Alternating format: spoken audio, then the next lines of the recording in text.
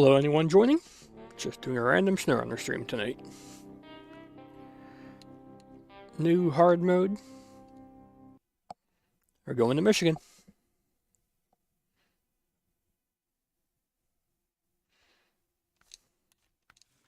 Can I do anything to you?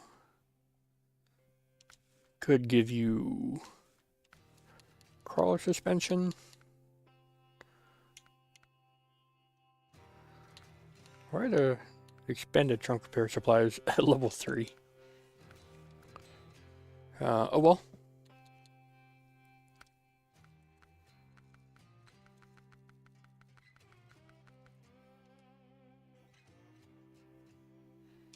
Away we go. If you haven't seen or played Snowrunner before, really fun game. Not too difficult. Hard mode does make it a little bit interesting though, so, you know, there's that.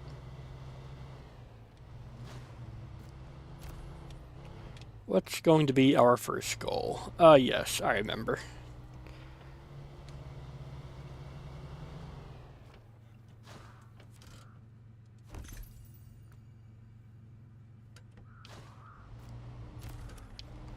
We need to get this truck repaired because it is destroyed.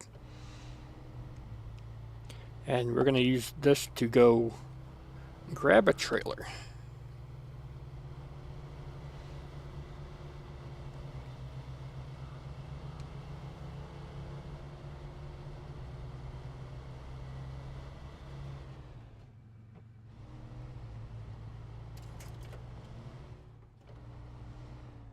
And then, as silly as it is to need to attach a trailer to a truck for you to use that trailer's repair parts and tools and such, it is, but that's what we deal with in this game. Is that close enough? Definitely not.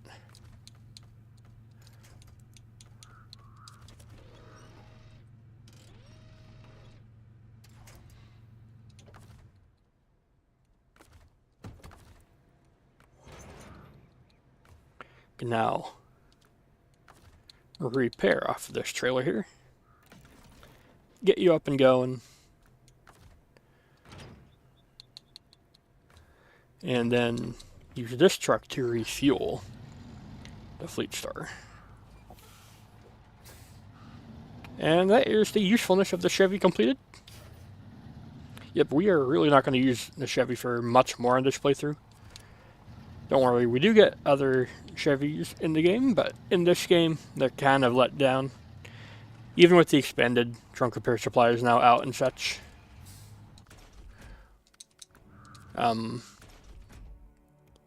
It's still a bit of a loss for them. Sell the rear wheel, get some money. Frame add-ons, we are going to want a low saddle. And I'm curious, this does get the hydro lift saddle? What the heck? Okay, we could do some long logging missions with this if we wanted to. That's cool. But now, for now, we're going to do low saddle. And I might as well get the snorkel. Because I don't think I'm ever going to not have it, especially for the plan for this vehicle. Because we are basically going to ignore this map and go right for the P16 so that we can then get right into the White Western Star. Because the White Western Star is pretty peak.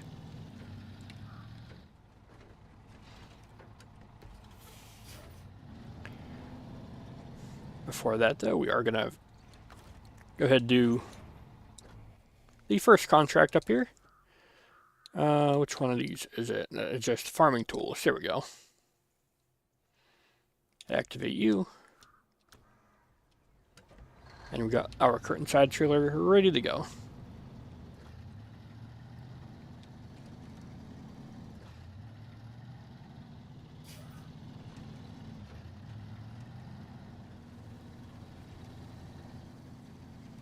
So the reason the Fleet Star is so important is because it's got good ground clearance, all-wheel drive, and diff lock.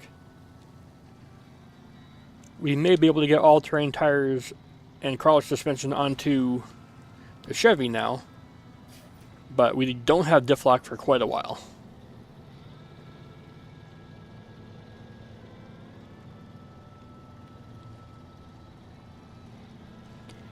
And of course, Snowrunner decided to do Snowrunner things almost immediately and make it rain. So, not unsurprising, but oh well.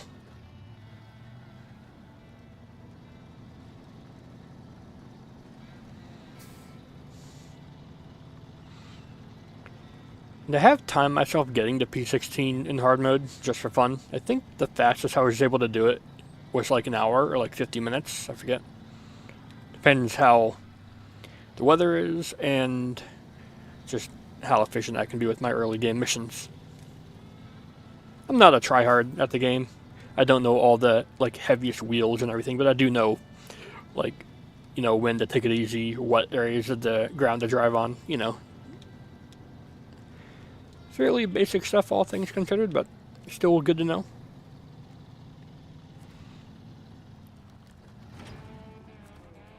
And we got our first bit of money there. So, $8,700.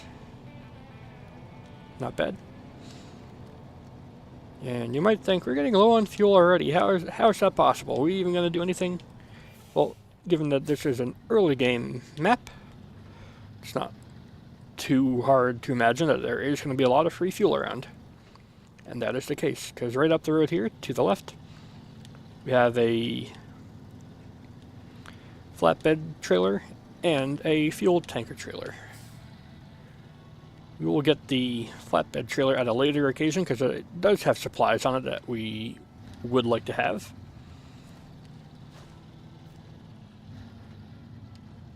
But this is the important one here, the fuel trailer.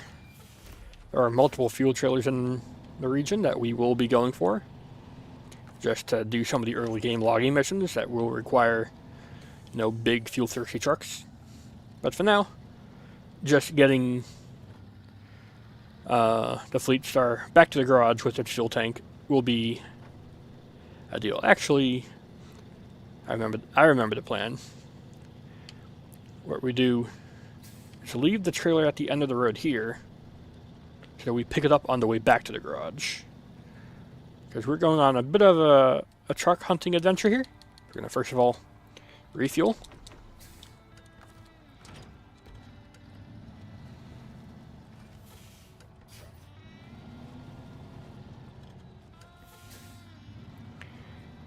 And then go on up here. I'm trying to think if I wanna get that trailer yet. That's a hard trailer to get, it's really heavy. I think I'll wait until we have a heavy duty truck for that.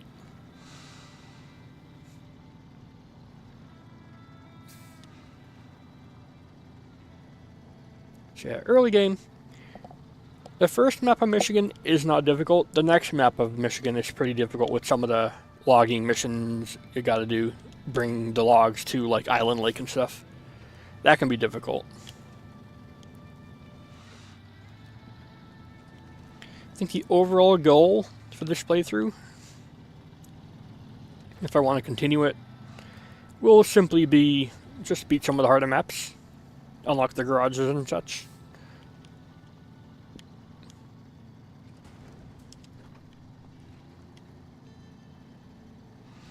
So that would be like unlocking the Kola Peninsula Amandra garage, getting the Zik 605R in Amur and such.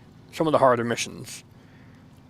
Now, I have done before with, like, you know, solo truck mission challenges before for myself. And didn't do terribly. Only had the Alt F4 to undo a couple rollovers a few times, but I'll try not to do that this playthrough. It is easy to soft lock yourself early in the game here by flipping over trucks and not having enough money to recover. And yeah, that happens. That happens.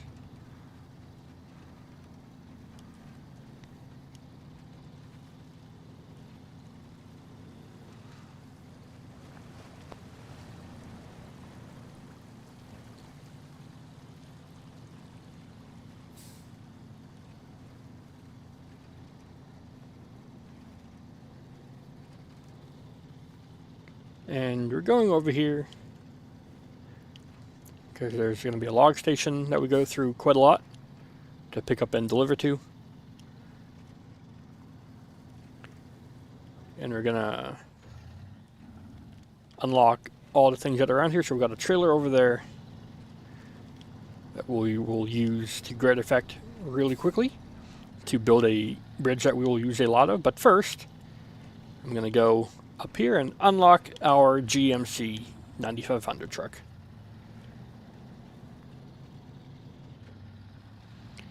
Now, the GMC 9500 is not a great truck, especially early on when you don't have all-wheel drive on it. But it can have all-wheel drive, and that kind of is what makes it important. But the important reason for finding it in this playthrough is that it does have that sideboard bed add-on. We will use that quite a lot on a number of trucks, so we've got to get off that first. And with limited funds, it is really important to get stuff for free.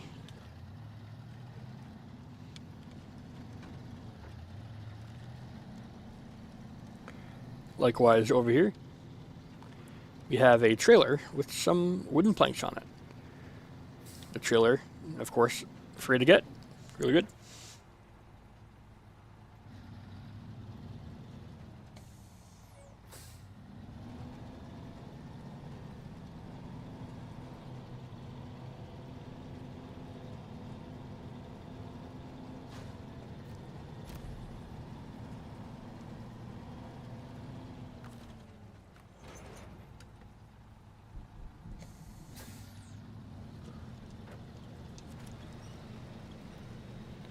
Gotta remember not to go too deep into mud pits early in the game.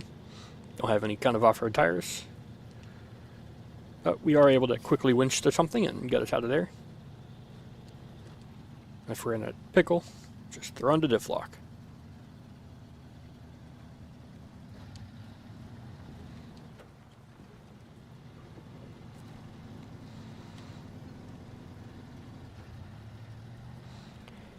We will also be using the crane most of the time to load our cargo, because loading up a 4-slot thing in cargo, that's $600 if you don't have a crane.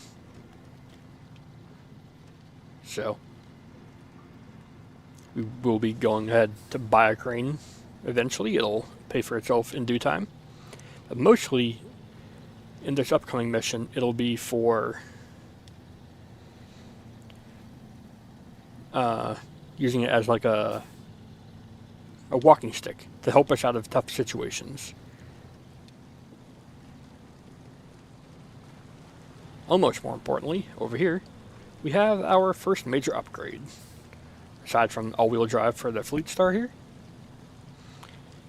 we will also now have race suspension for the Fleet Star.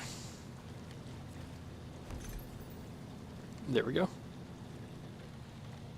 And we will need that for the upcoming region, or at least it'll make it manageable.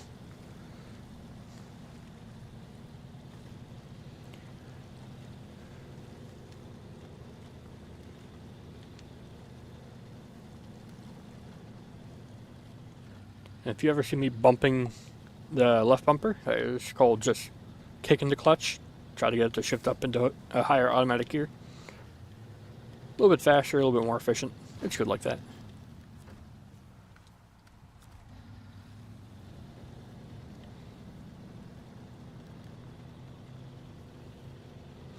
Then this bridge here is one we're going to be using quite a lot.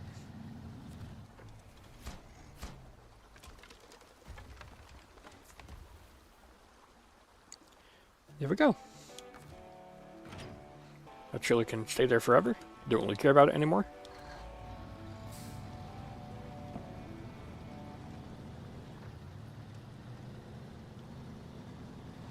And there is a service trailer hiding over there. It's a mission trailer, but we can use it to refuel if we need to.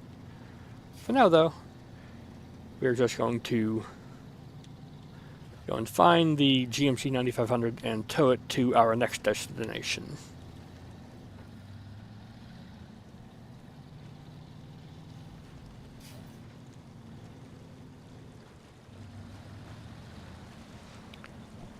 Rain has calmed down, so that's all good.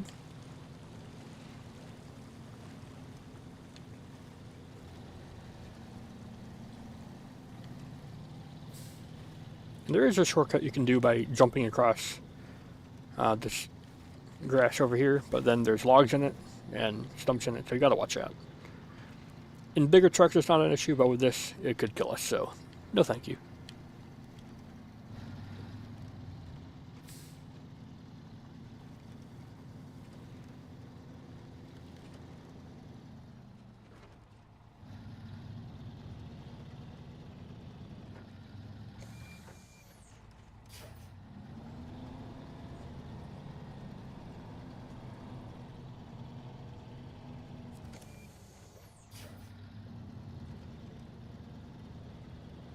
Now leave the GMC in neutral and get it to our destination without using any of its fuel. Probably.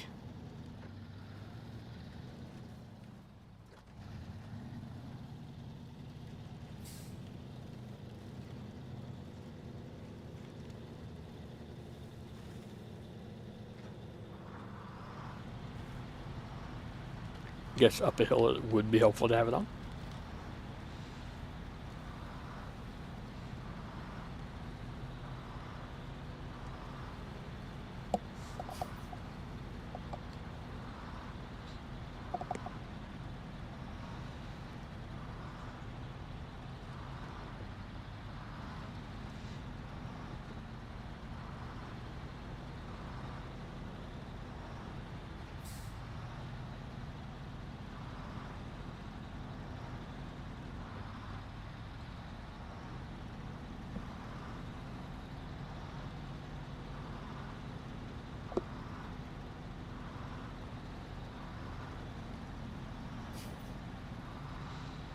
And then we are going for a flatbed trailer. The GMC is just going to stay parked for a little bit. But don't worry, we will give it a trailer by the end. That fuel tanker trailer.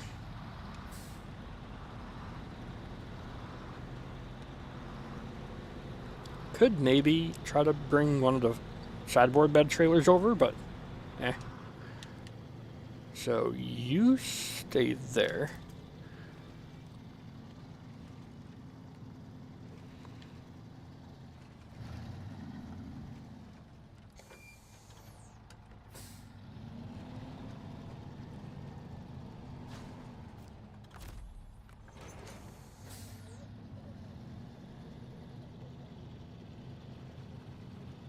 Nah, I'm not gonna bring any extra trailers with us. Because I got a Winstead truck behind us, anyways. So less than ideal to do that.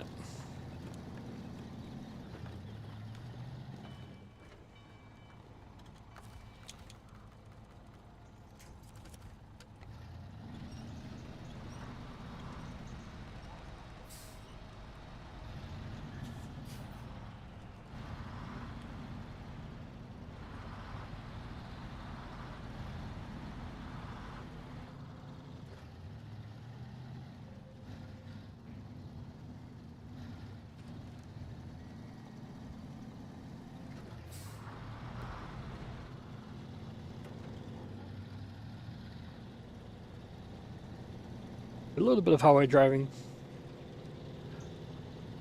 Shouldn't be bad.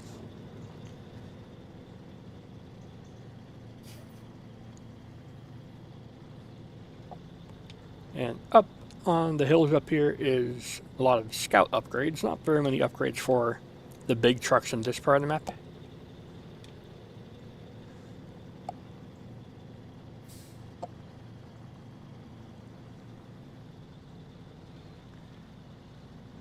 There's a fuel station here if we need to buy fuel, but I don't think we're going to be buying fuel too often. Most of the time we're going to have a fuel tanker for us. I will use the vehicle horns to clear some debris in the way if there is any. Because getting debris stuck in the suspension, not ideal.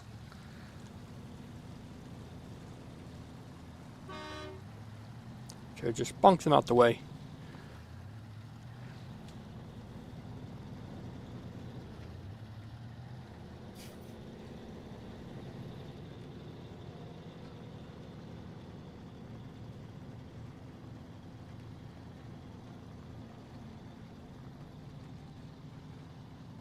And the one section that's a bit difficult is to turn onto the bridge here. Obviously you don't want to hit any of the concrete blocks on the side with either the truck in front or the truck in back. So I'll take a very wide, slow turn and keep an eye on it over there.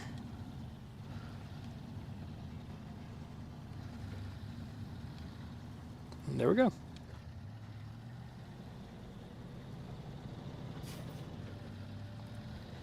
Yeah, it's pretty much the next map, Smithfield Dam, that has basically everything we're going to need.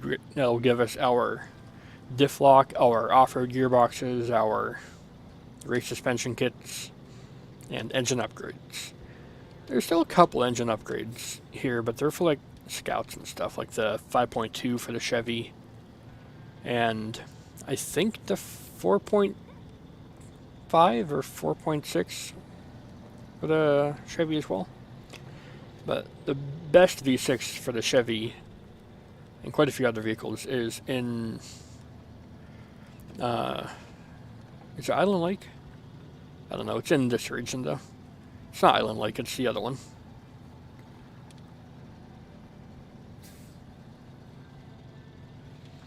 The one where we find the twin steer.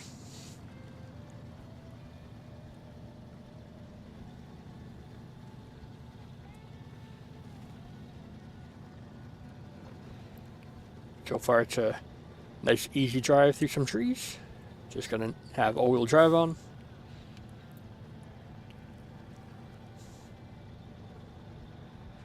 And then what do we do with the GMC once we're done with it, getting the sideboard bed off of it and such?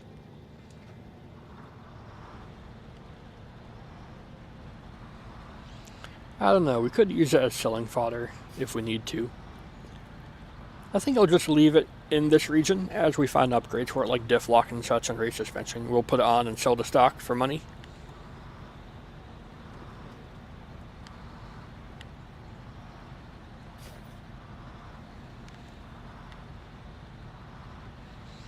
And then I guess the same for the International 4070. Once we get that and we are satisfied we'll never use it ever again, we can use it as selling fodder after getting the one engine upgrade that's viable to it.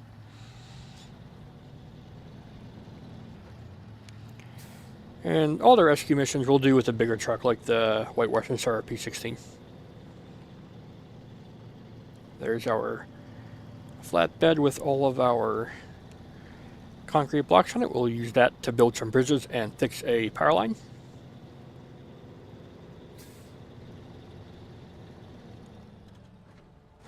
Bunk. Go ahead, refuel off of you.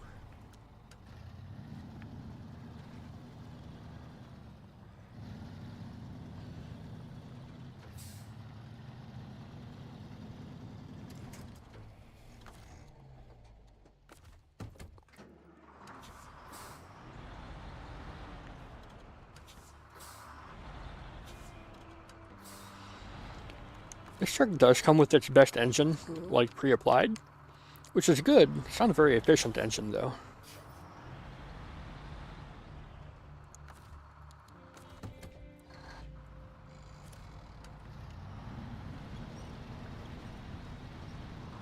We took down the road sign, but nobody saw it, so it's fine.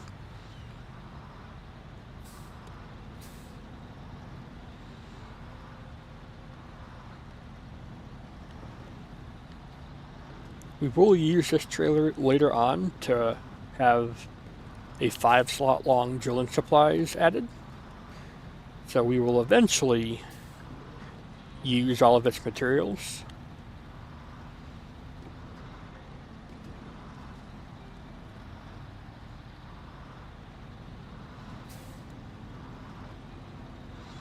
I'm trying to remember now if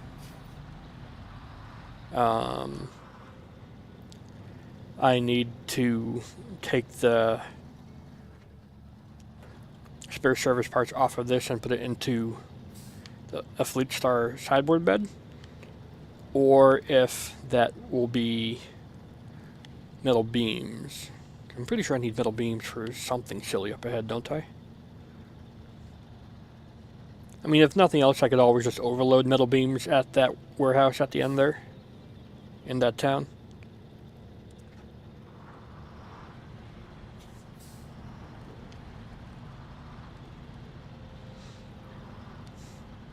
And just bring like 10 of them over here.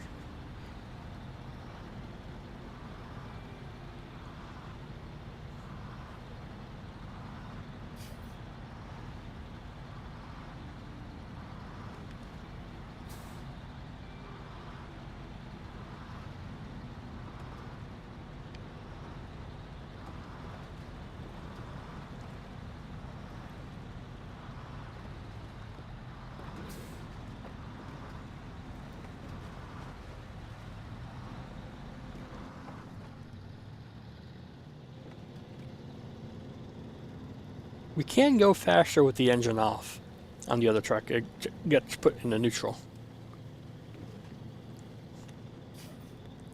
But if we're going up a hill or something, having the other truck engine on, of course, will help you get up the hill.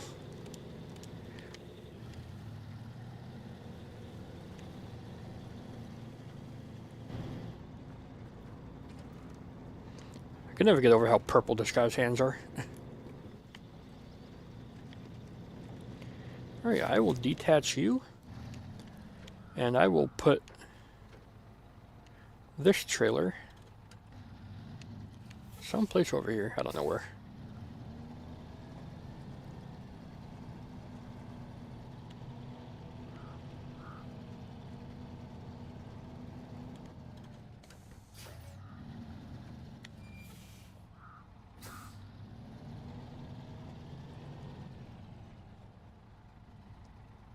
Good enough. Who's judging parking anyways?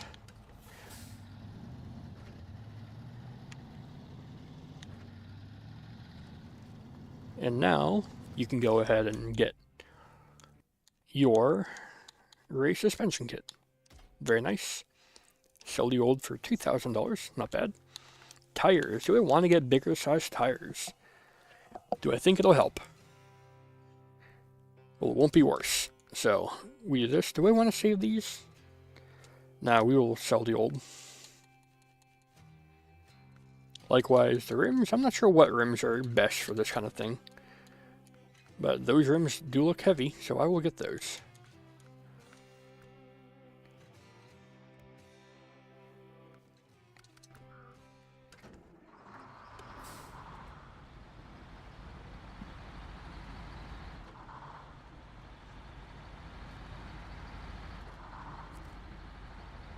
And then this tanker trailer, I like to put it right by the spawn point. So, yeah, get out the garage, you can immediately top off and go on to your merry way. So, get you right there. I guess it's fine to refuel it. I will put fuel from the GMC into the trailer to make it full. I can't do that much. Okay, I'll do that much. Because I'm not really going to use the GMC other than for, like, moving some trailer parts around, I guess. I don't know. Until we get all-wheel drive and diff lock, it's not the most viable truck.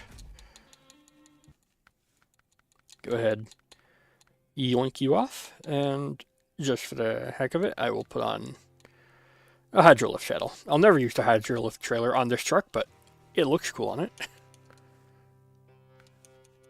And then, yeah, we get the big boy V6 here, but not going to be used.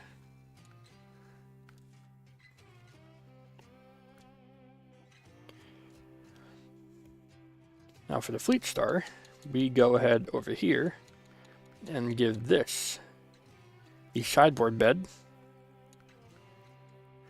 and then we give this the loading crane. Now their loading crane is going to be half of our budget, and it does bring our power weight down, but we are going to need it. It'll be way more useful later on. And miscellaneous, can I get lights, a light kit yet? Because if we bump into stuff and in a killing our headlights, it would be great to have something else with lights on it, just to have as a second set of lights, because let me tell you, I cancel those, very nice. Let me tell you, being in this game with no headlights is a nightmare. And I did forget one thing. To do said trailer management, we'll need a low saddle instead of the hydro lift. Sell it for $0 to feel nice.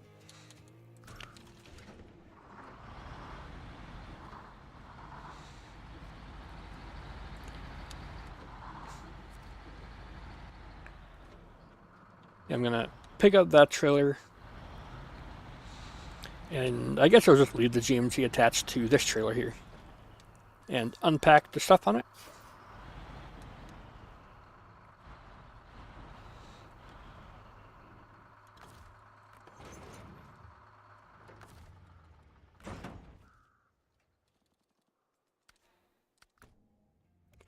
Now we go for the Fleet Star. Fuel up with you.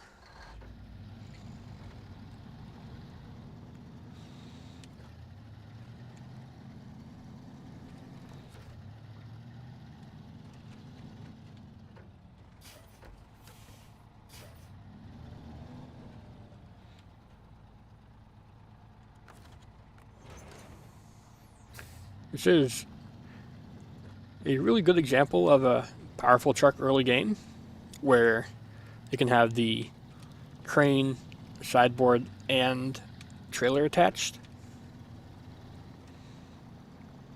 I am muy inteligente. I have forgotten why I unpacked that other trailer. I needed to get the spare service parts off of it. Yep, I drove right past it. Every time. You want to go to the mighty beautiful P16. Yes, it's beautiful and awesome and amazing. But then you forget you need to get to it first. Oh well.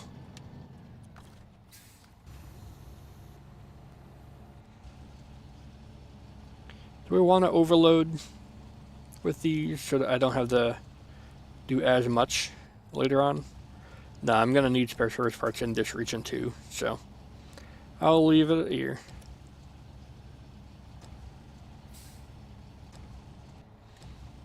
One thing neat you could do is, even though I'm still holding on to that cargo here, I can still pack it up.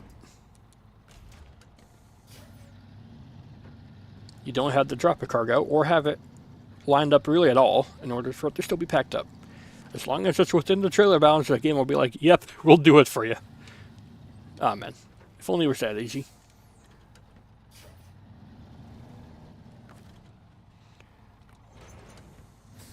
So doing that to save having to pick up some more spare service parts at the next region.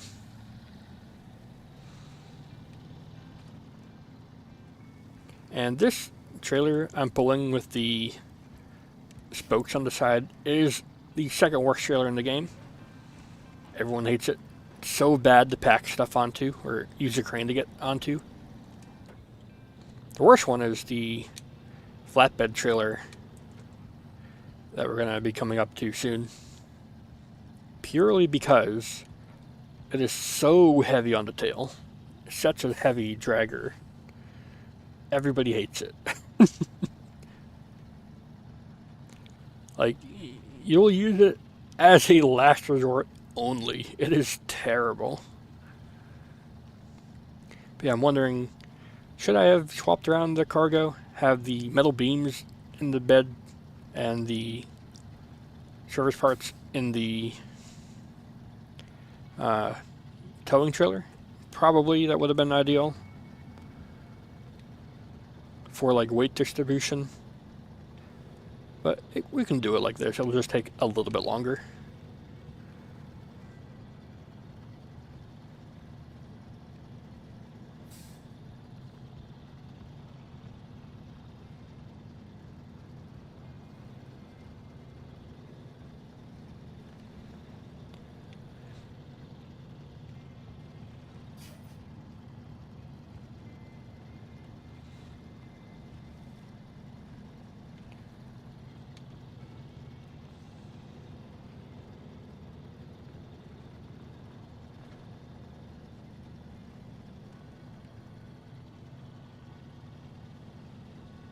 But yeah, the whole reason we gave this truck raised suspension, big tires, and the snorkel is because there's one section in Island Lake where, or is it Drownlands? One of those two, I forget, where we got to do a water crossing. It's really deep and really fast water. If you don't have a good truck, you're going to get swept away. Now, I could have just dumped everything into the Chevy 1500, give it all-terrain tires and the auto winch with the money we got. It would have worked, but it would have sucked. Plus, I would basically have to leave it behind. Now, it's true the game does gift you Chevys and Scouts left, right, and center early on. Get at least 2 in Michigan, and I'm pretty sure you get 1 of each in Alaska as well.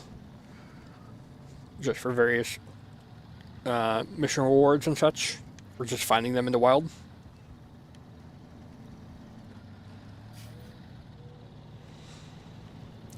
So, having an extra Scout will not be difficult at all.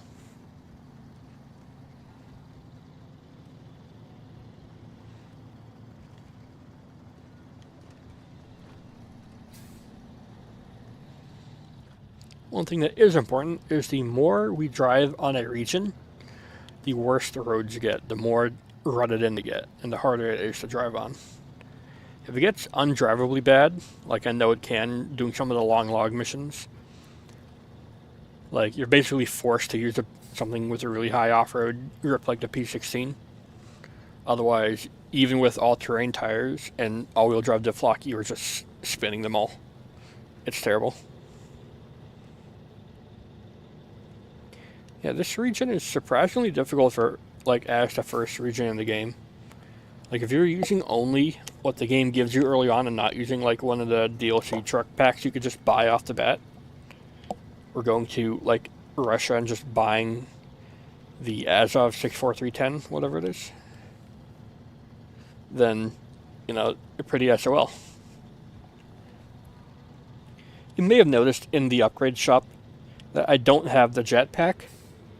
I think that's way too much easy mode. That's baby mode. Just gives you all-terrain and mud tires from the get-go. Sure, they'd be expensive, but you know, once you do a couple of missions, logging missions especially, for like $20,000, you're set.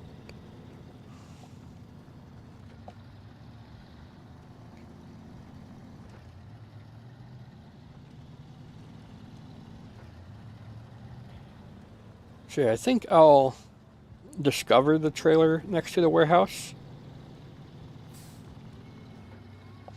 If I remember correctly, we do eventually use all the trailers we find in this region.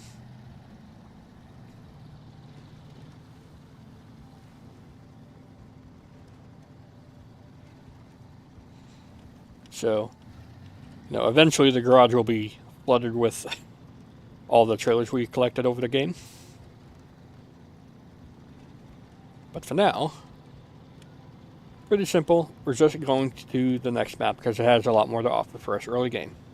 It's harder, but it gives us more. It's thankfully a trend. The harder something is, the more rewarding it is. Like, you get to a more hardest map in the whole game, right? But, you know, just doing a simple bridge building mission there, because it's in the hardest map in the game, that gets you, like, you know, $9,000, $8,900 per bridge built. And once you do the prerequisite, like, sourcing missions, it's easy. It just takes a little bit of time to set up.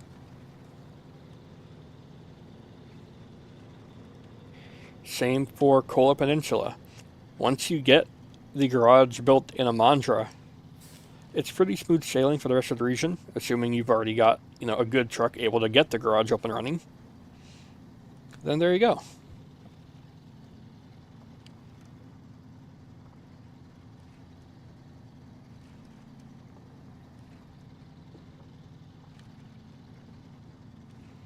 I kind of want to get another metal beams and overload them on top of the service parts, but it's okay. Just going through here to discover that trailer. It's only 30 experience, but, you know, It all adds up. Sometimes you really are just that one watchtower away from having a level up. That level up could be something for like a spare tire repair kit, better tires. So it's important in the long run.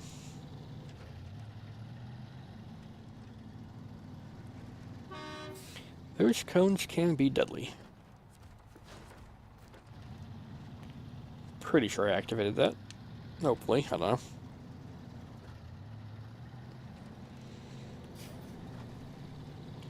Doesn't matter, we're going right up to it anyways.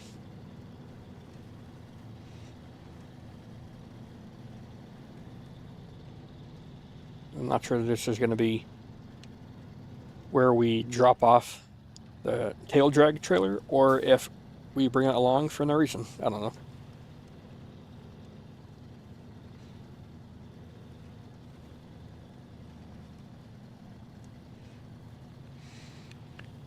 But yep, slowly but surely making it. The Fleet Star early game king. It has diff lock. We haven't needed to use it too much yet. We might need it up this incline. If you ever see your tires going at different speeds, that's when you use diff lock and low gear. Slow everything down, lock it into place. That's how you get through some difficult terrain, even with highway tires.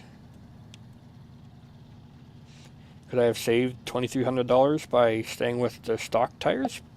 Probably. Will I be hating myself if I get stuck because I don't have big tires? You better believe it.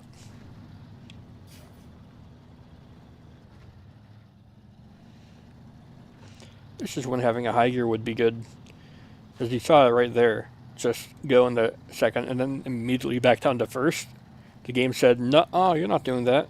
So just put it in high gear, make the game actually listen to you. I guess I didn't do the right thing there. Get the middle beam, get the service parts. So we brought along one extra metal beam. I could have overloaded it. Didn't need to bring the trailer at all, but I just forgot the requirements. I know about Map Runner. Don't think I'll use it unless I'm truly lost. What am I going to do with this trailer now? Could bring it up to the next area.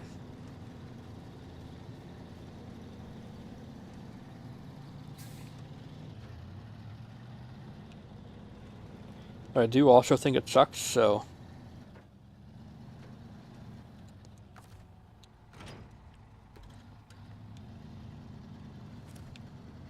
I think the right thing to do here is just send it on its merry way. Good enough.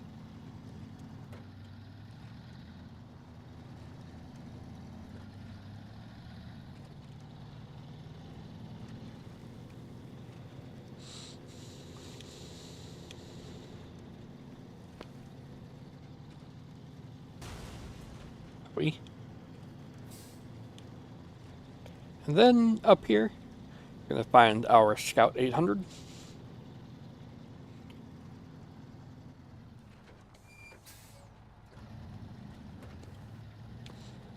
Looks like a tough hill to get up. It's not that bad. Especially with a bit of winching and a bit of diff lock.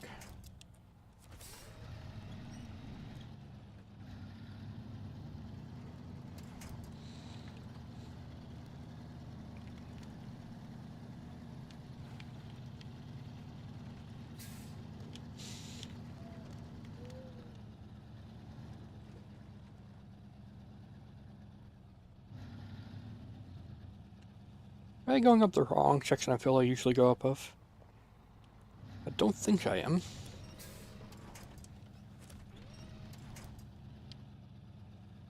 I might be, you know. If you didn't know one thing with this game, if you leave it in, like, the manual reverse gear, like I put it into R instead of just holding the brake to put it into, like, automatic low gear, then it keeps the diff lock on.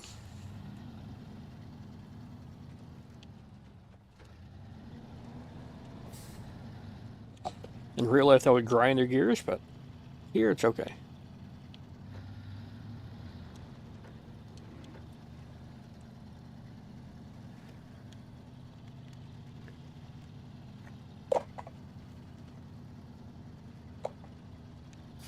It does not jiggle on any day, Slipper.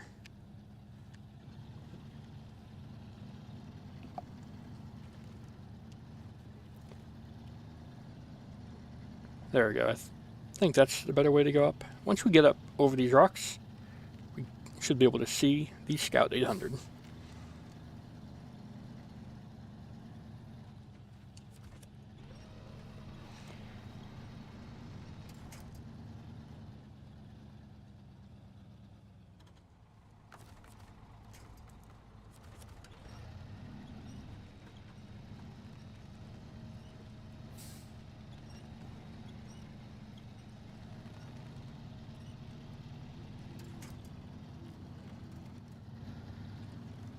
And there it is. Yay.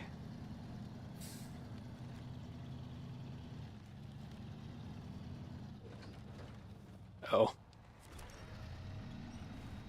Yeah, getting a big truck like this through the woods can be a bit of a challenge. Like, yes, that is what scouts are for, but most of the time I'm just going to be using a big truck anyways because it's more useful. There we go. Found the Scout. I'm going to go ahead and drive that back on my own time. I don't need to winch it or tow it back with this truck at all. You just have to discover it in order to have it unlocked and able to be driven. One thing I will do though, how much fuel do you got? Oh, you only got 20 gallons. I want to leave enough fuel for you to get to a garage, so I won't do that. I was going to refuel off it, but it's fine.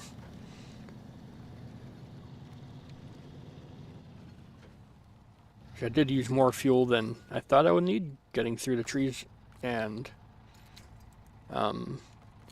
taking 2 stabs at getting up the hill here.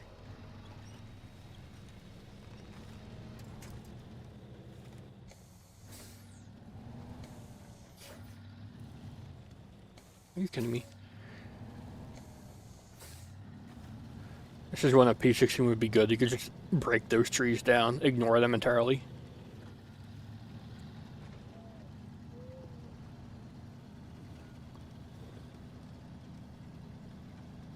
Just use low gear to control the speed down here. And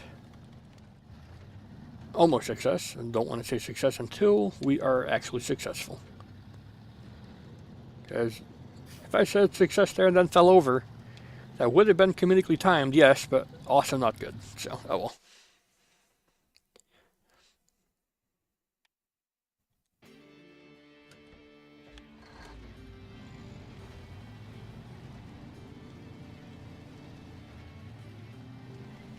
But here we are, Smithville Dam, home of the White Western Star and many tip-over points, so just be on the lookout.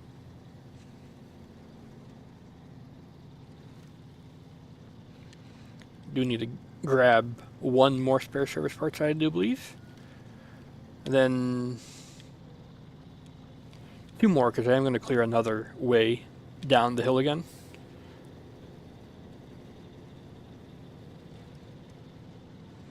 Just so that we have ourselves cleared paths towards both vehicles we get in the region. We get the P16, and we get the twin steer.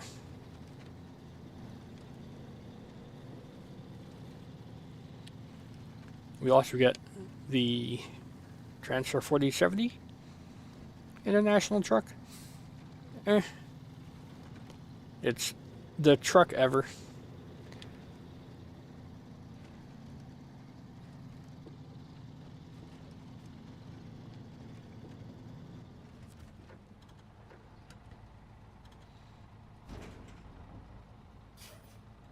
I'm going to put that onto the load platform.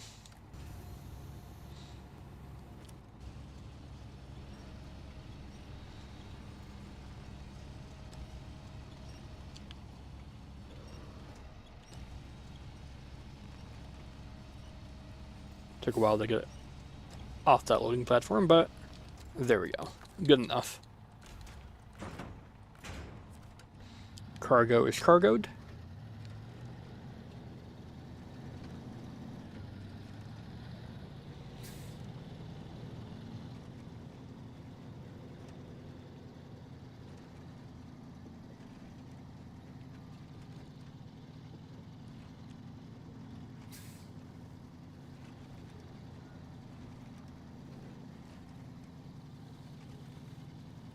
And here's the garage for this region. I think there's only 2 garages in all of Michigan.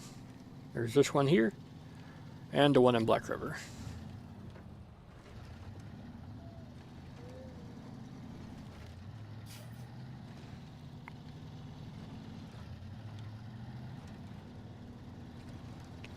This is the first path that we clear.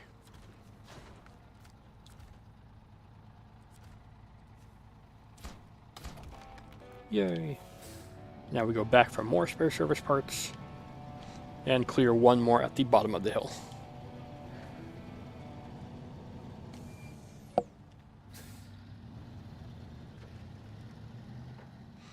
Then we come back to the garage after pulling up at the gas station to remove the sideboard bed. We're not going to need it anymore for this truck.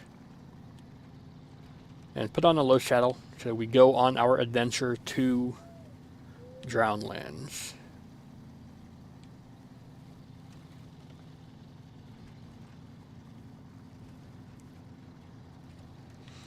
Because until we are, I think, level 8 or level 9 to get all-terrain tires on the big trucks, it's pretty difficult with the highway tires. But getting the P16 with like its best off-road tires in the game negates all that. Sure, it doesn't have all-wheel drive, but it's the P16. It doesn't need all-wheel drive.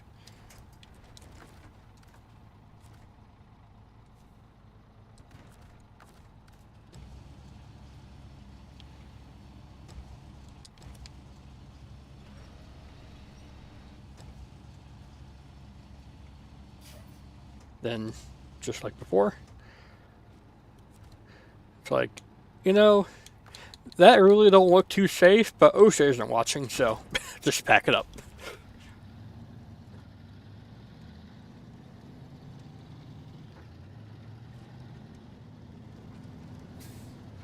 Do I want to discover that task? I might as well. More fuel. I'll look at that later. AKA never.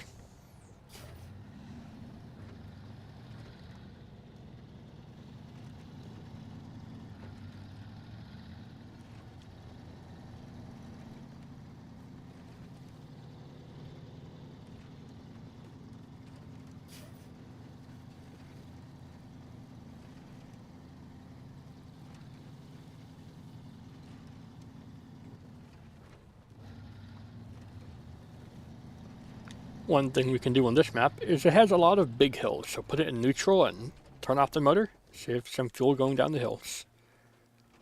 Just tap the e-brake every so often to not go over 30 miles an hour and flip your truck over.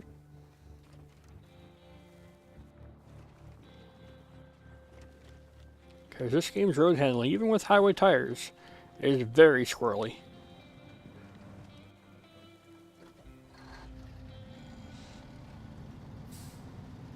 But do that, save a little bit of fuel.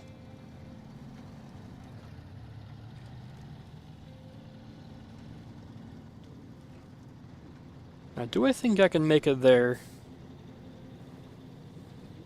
and back without fuel? It might be tight, so I will go ahead. Give it 10 gallons. Just to be sure. We will top off on the way back up the hill, but right now we don't want to be wasting it by carrying a lot more weight.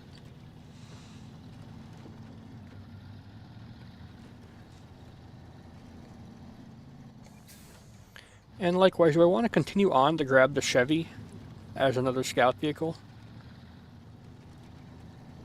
Maybe? I don't know.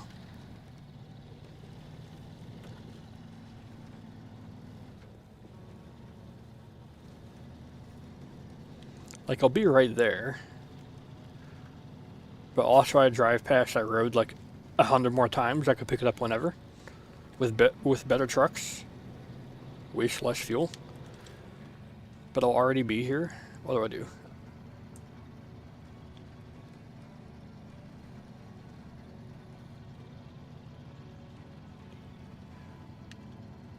I forget, how stable is that ground to the left? Probably not very. Plus I gotta snake it through that tree. I could have done it. Oh well.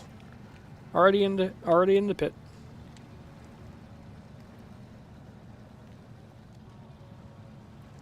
We got big tires and diff locks, so we are actually okay. Don't need a winch out on anything.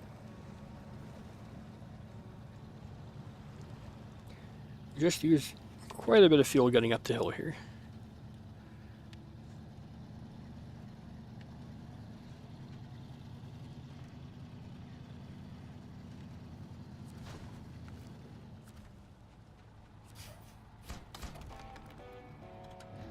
That's that.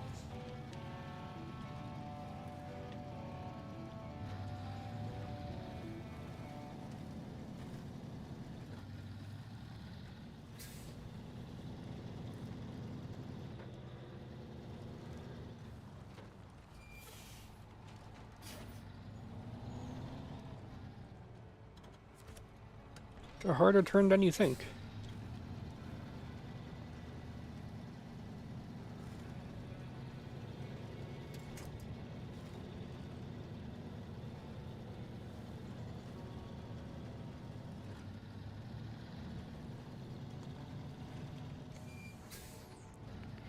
Same for here. It looks like you could tip over going too high up onto the right here.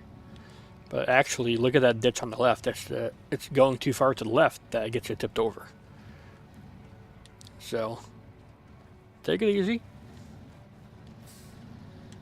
And we're through. It's so easy to tip like a medium log carrier right there. And you gotta do it to get to Island Lake. So, oh well.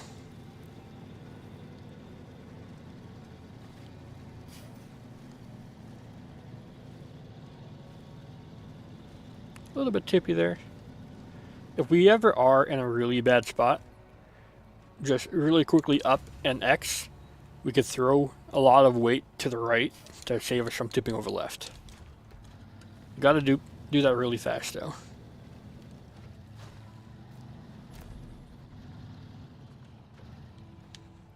And it would be good to just leave that Chevy there and just let it bring itself to the garage at its own time. However, it's got a damaged gearbox and engine and stuff, so it's actually really bad to drive. So I'm going to winch it back. I could put it in the trailer, but then on this game's vehicle towing mechanics are quite sus at the best of times, so I'm just going to winch it.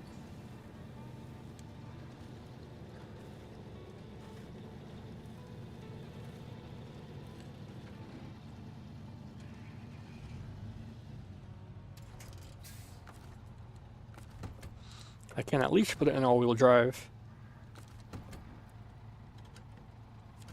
So that way, when I do turn the engine on and drive through here, it can help itself out.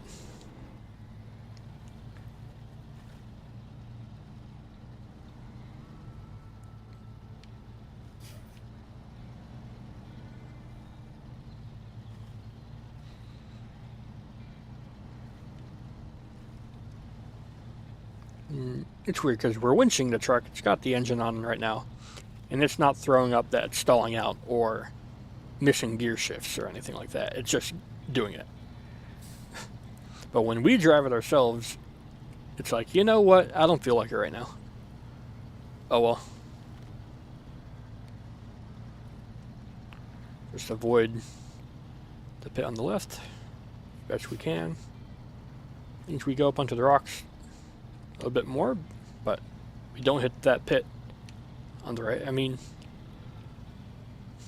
we're good to go.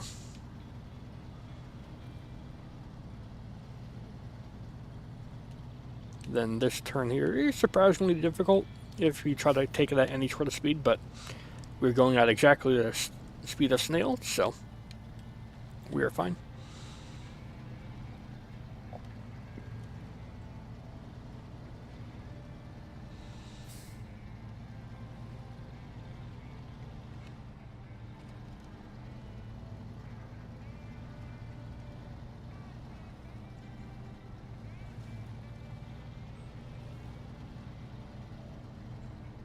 once we're on the road, I will top off on fuel.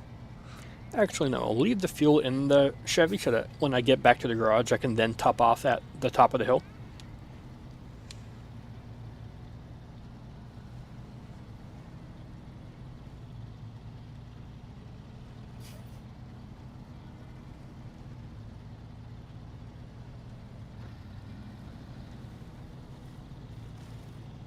Might need to turn the engine off through here, because that's going to have no snorkel at all.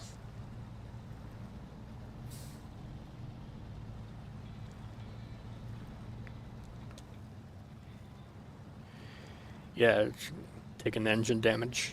It was already a damaged engine to begin with.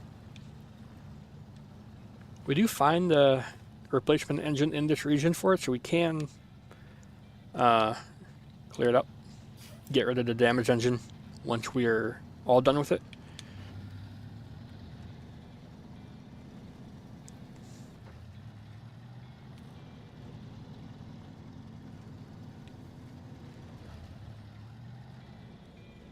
Just stay on the grass to avoid that mud pit as best that we can.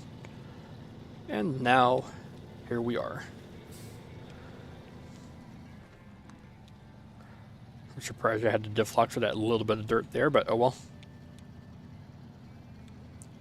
I'm trying to decide what vehicle we will use for what region. We found the Scout in Black River, and we found the Chevy in Drummond Island, Smithville Dam rather.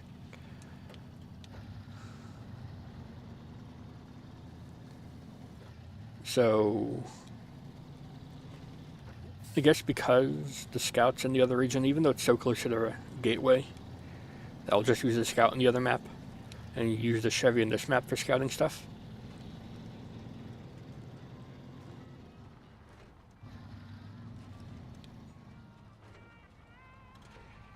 Bunk.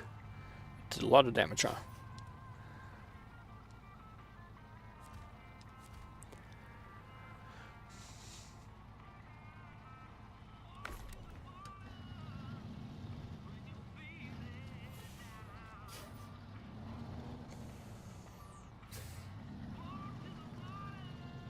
Not too fussed about that truck getting any more damage. Every part on it will be either repaired or replaced later on.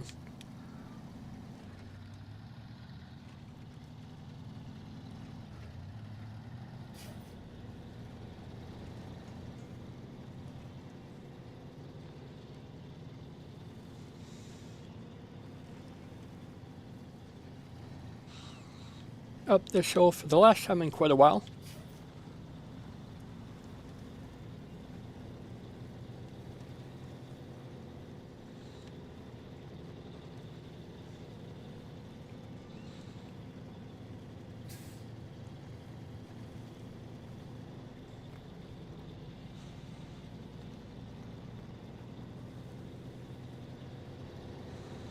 Then to the Pacific P16.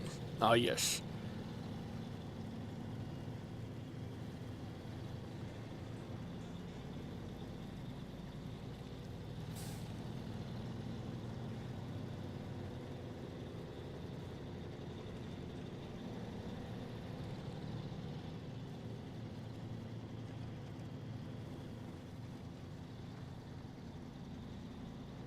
Don't forget, are there trailers here to discover? No.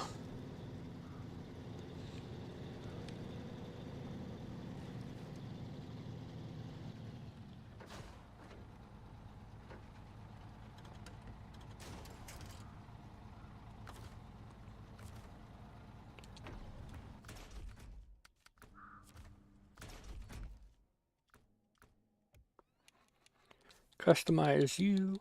You now get the low saddle. And you, I guess you just stay here for a while.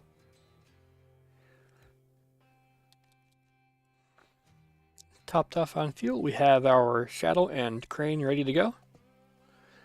I technically do not need the crane, but having it is way safer than not having it.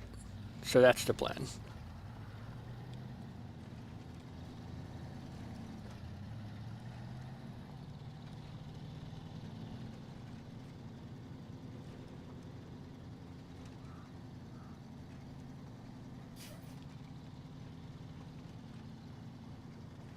And I chose low saddle because we're going to be picking up a fuel tanker trailer with it in the region that we find the P16.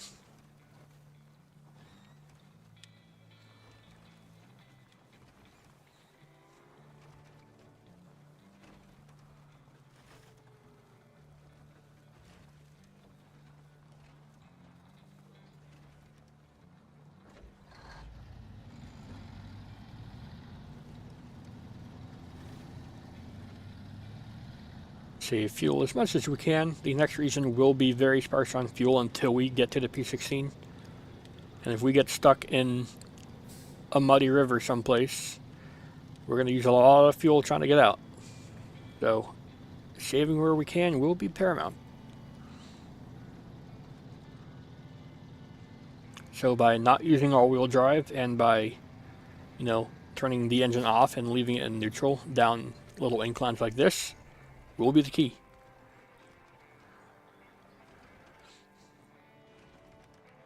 Try to minimize our steering inputs here, going over some dirt there that slows us down.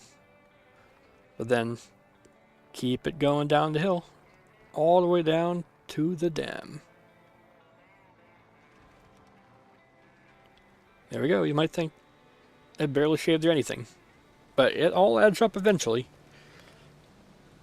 Who knows, maybe 20 hours down the line, if we didn't do that, we would have been out of fuel and money.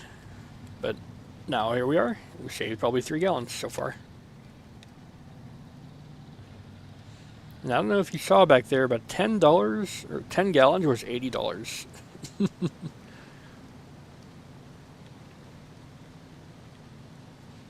It adds up.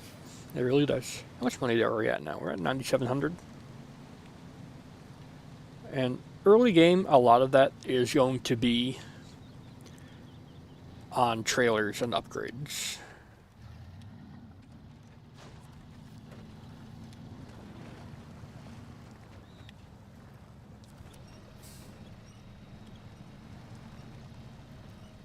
Now, this is a section of the map that we can go around. There is an optional route around this section of deep mud in the river here. But with enough gustos, we can just get over to it ourselves.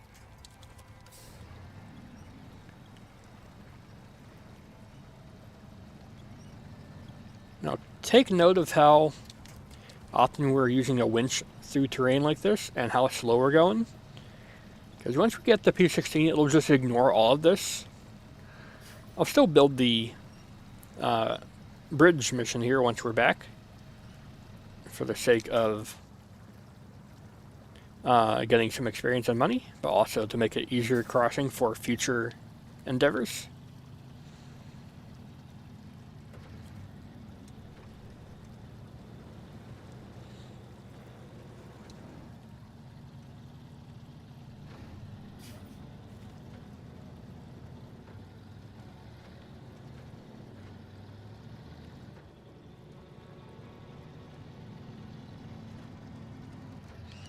And from here, it's a simple drive on the road. There's a couple of iffy sections or areas that look like they could be shortcuts, but trust me, they are not. They are, in fact, death cuts. It's a shortcut to death, because you will either use all of your fuel or fall over, or both. It's like that hill there could be a shortcut. Not with this truck, it ain't.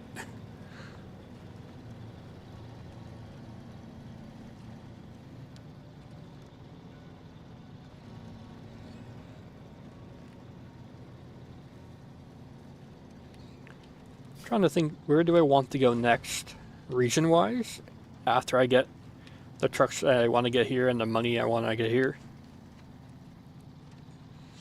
I'm thinking Alaska, to get the Cat 745. It was recently buffed to have a high saddle and other trailer stuff. And the snorkel, so it's like actually usable now. It was always usable.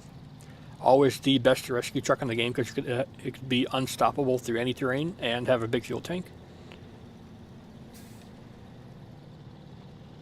But now, it can actually do work. Hooray. but also getting the upgrades for the P16. Because it is a fun challenge. It's a very long and arduous challenge, but using only the P16 in Kola Peninsula is doable. I have done it before. Takes a while though, especially getting the Amandra garage unlocked, you know. Gotta bring that 6-lot trailer along with you the whole time. It does have fuel and repair points on it, so that's good, but also it's the P16. It's not a small vehicle, and you gotta squeeze it through some pretty tight, difficult areas.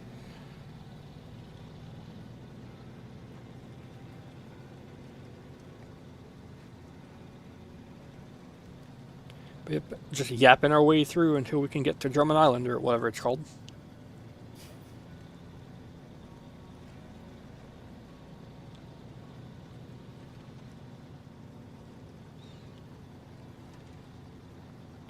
Driving around Michigan is not difficult. It's doing the logging missions that's difficult. They want you to go up some insane routes.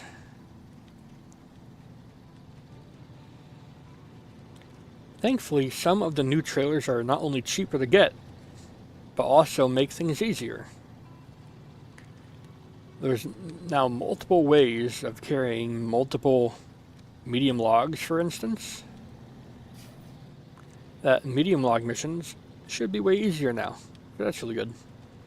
And long log missions, usually you have that silly 2-piece trailer that you need to pay $6,000 or $8,000 for the front, and then $11,000 to $14,000 for the back too. So it's like a $20,000 investment just for a trailer.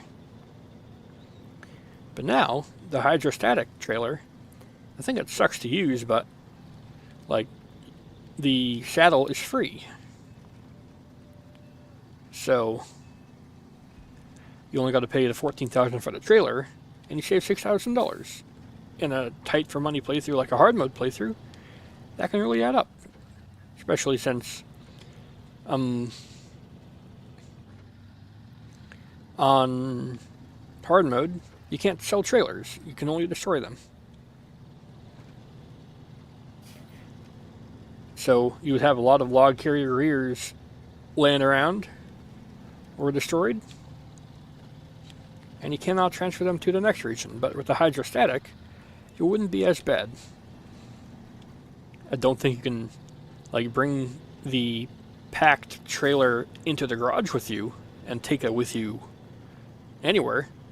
It's a good experiment to look at, but I don't think that's the case. You've never been able to take a trailer thing into the garage with you and store it.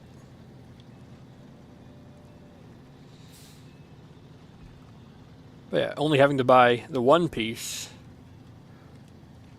or have only the one piece actually cost anything instead of 2 pieces cost a lot of money. It's just better for hard mode, money conscious playthroughs.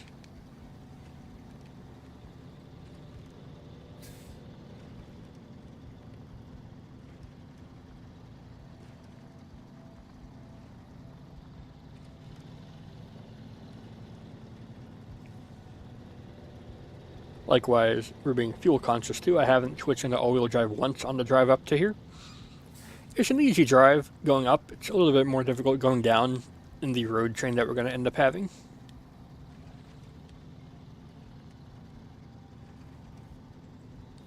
But in the end, it should be fine.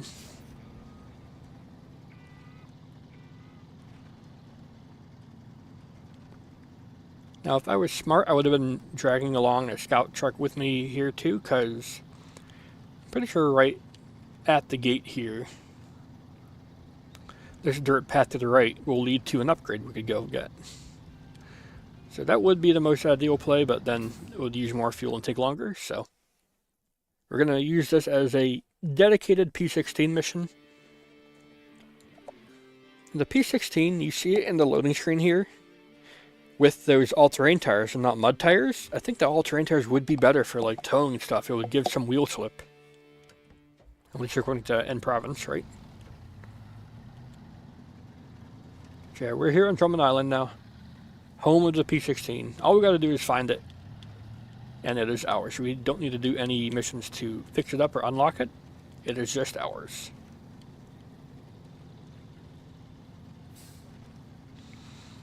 And you may have noticed I haven't been putting down any waypoints yet. I just know where everything is. I played the early game so often, or so much in the past, that a lot of it is second nature to me. At least getting to P16, since I did just yammer on about doing some like speed run to see how quickly I could get to it. And I got it in like an hour was my best time. Which without doing all the side missions, and instead of rescuing trucks, I just sold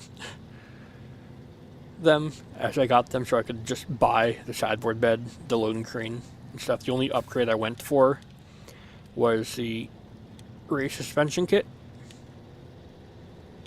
on the Fleet Star.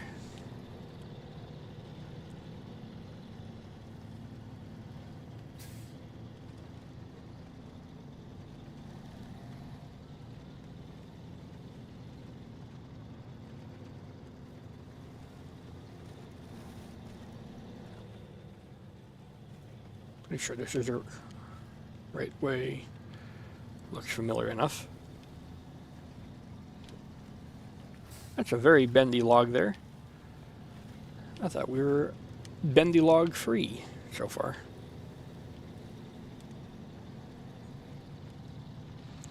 There is a service trailer that we will be bringing back along the way.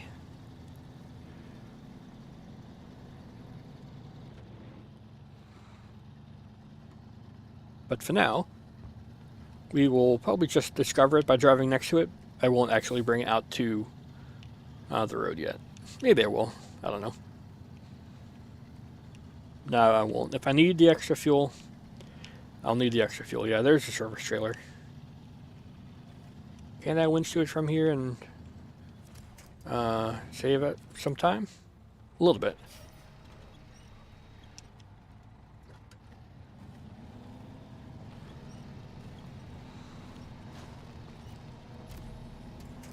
Good enough for me.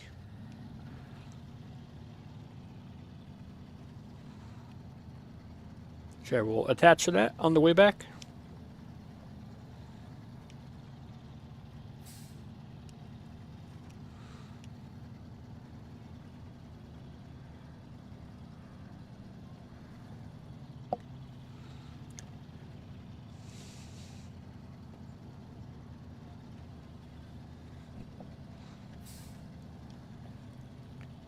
So in real life, the P16 is a logging truck, right? But because of what I was saying before, of needing to buy the front logging part and the rear logging part, that's a bit annoying with the P16. And I can't have the hydrostatic hitch on it at all, so oh well. Just going to use a bit of speed and power through here. As much over into this water as I can without using a crane. Maybe not even using a crane at all. Can I do that? With the rear suspension and big tires? Maybe not. Oh well. I almost tried. Yeah, we use our peg leg here to help push us along.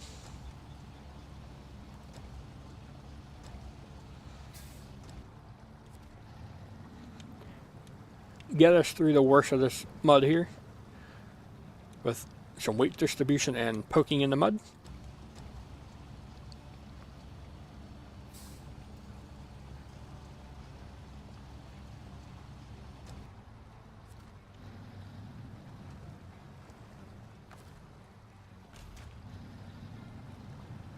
And there we go. If you don't have a crane, I think it's doable if you go to the right more, but then if you don't have all the raised upgrades and stuff, you are at very much of a risk of drowning your truck, so that's not good.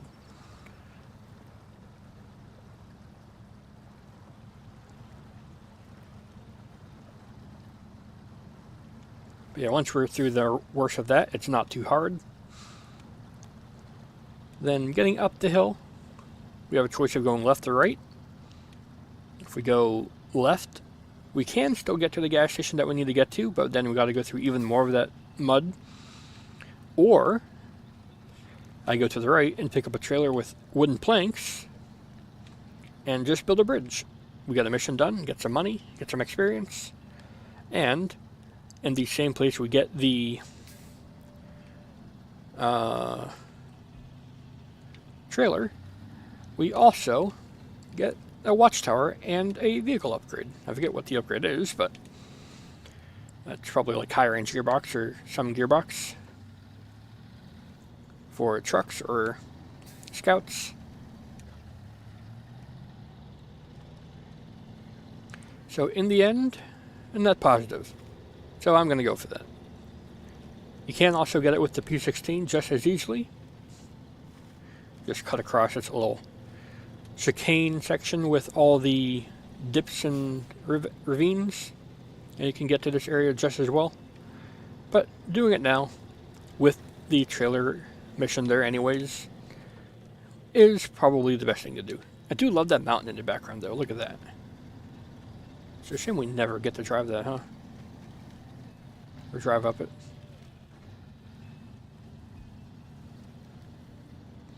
What do I want to go for? Probably the upgrade, because the trailer's right there.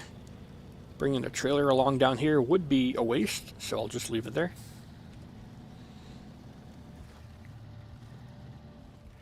And this is a surprisingly difficult little bit of terrain here. We can fall into a deep mud pit, take some damage, or tip over surprisingly easily. So I'm going to low gear it down that hill. Yeah, right there's a pretty steep incline. Doesn't look like it, but it can get you into a bit of trouble. But there we go. Just got to deal with that one rock.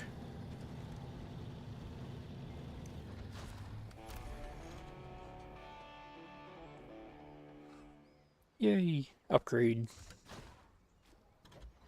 Upgrade. You're literally right here.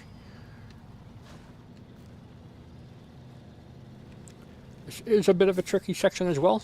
Just low gear it down the hill here. Just make sure you're upright.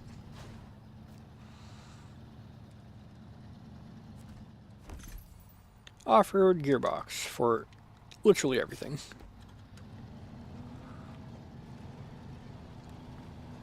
And we can just back right out of here.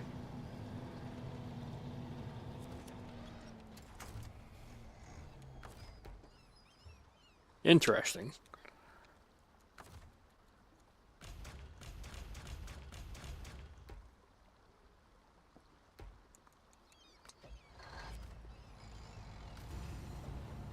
Haha! Bit of game knowledge and trick we can do there.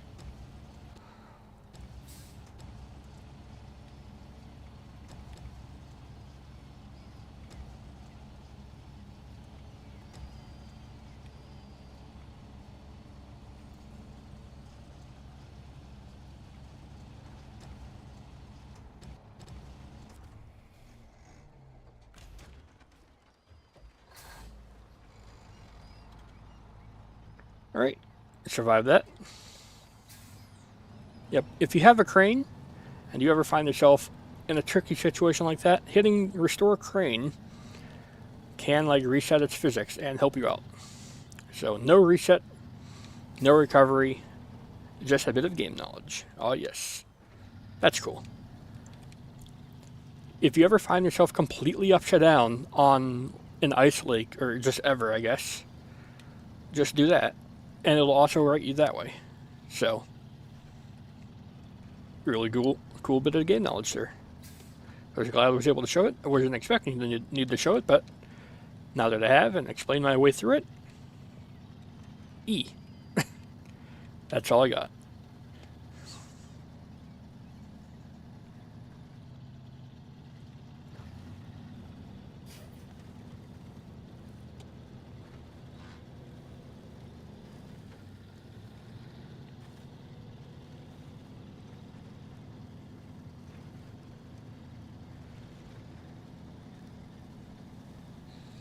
And did I even take any damage from that roll? It was a kind of soft roll, like forward and back, huh?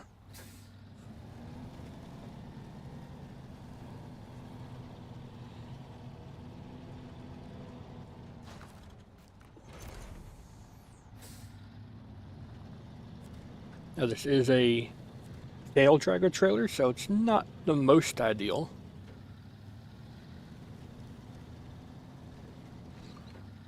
But it's more than drivable. I'll just go back over this way. We use half of our fuel. Gotta somehow use diff lock here. I don't know what the heck we're stuck on. Oh, just a rock, I guess. I don't know why the rock wanted to betray us that much, but it did. We need to have a word with Dwayne about all of his rock problems.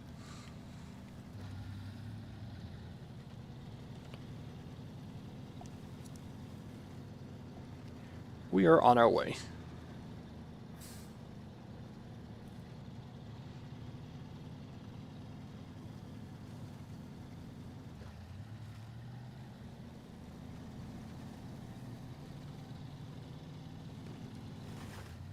That is generally a problem with the Fleetster, though. It's a good, fast truck for early game especially.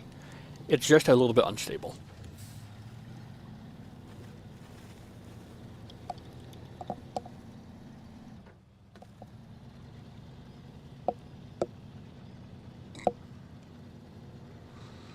And carrying a saddle trailer can lift the front end up. But for early game, you know, can have the crane, sideboard, and trailer combo. So it's a really good truck for that. Early game, you can get a lot of cargo work done. Just a little bit of a handful.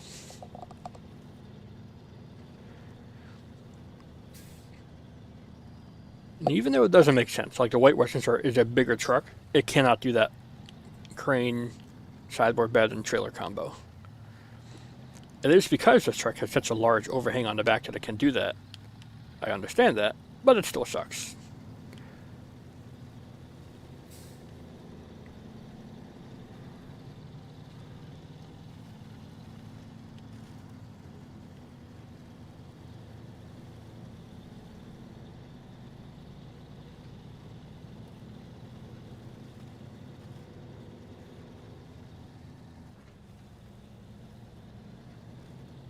And this section here can be surprisingly difficult because off the beaten path, it is just a little bit of a cliff, either going up or going down.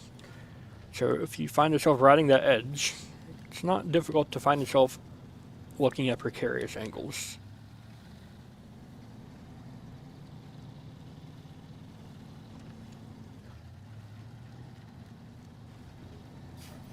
And of course, also being hard mode, we are unable to speed up the time of day. So it's becoming nighttime. We will be doing nighttime missions.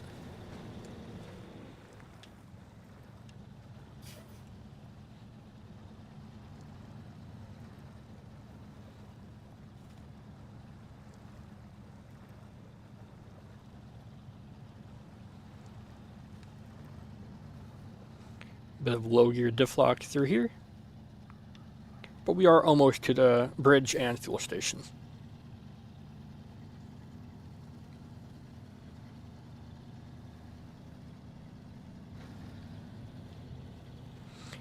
This is what I was talking about. On the left we have rock face, on the right we have drop off.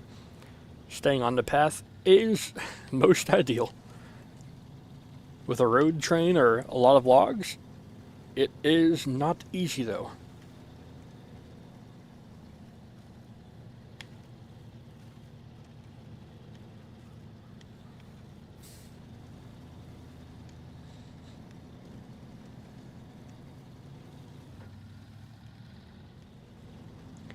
Gotta solve the bridge building mission here.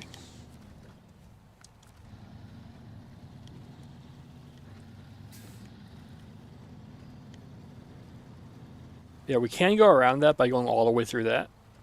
It's a pain though. Doable, but still a pain. And there we go. Bridge built. And $1,000. Very nice.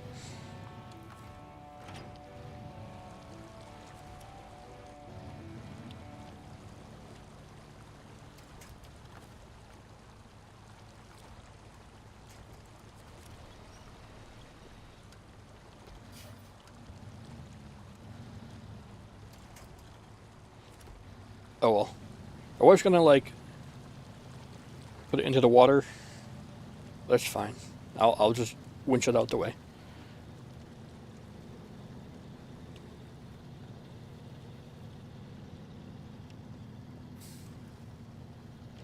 But yep, right up through here is our gas station.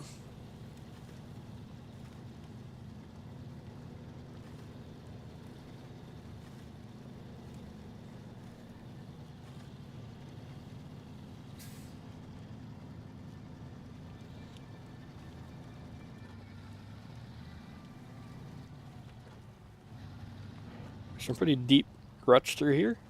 If you take too much speed through there, right when you think you're in the clear, oh, nope, too bad. You've fallen over on flat ground with no winch points.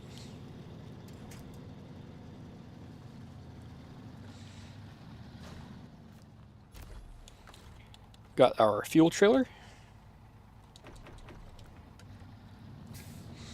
That's going to be our savior for later on. But now we go for the P16.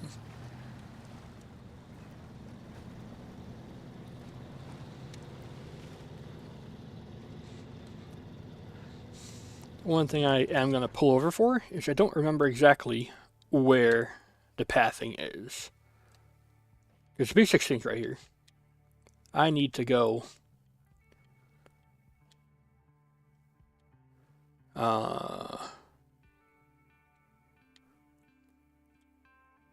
if I go left, I need to cross water, which I'm not going to do, so I need to go right and then left.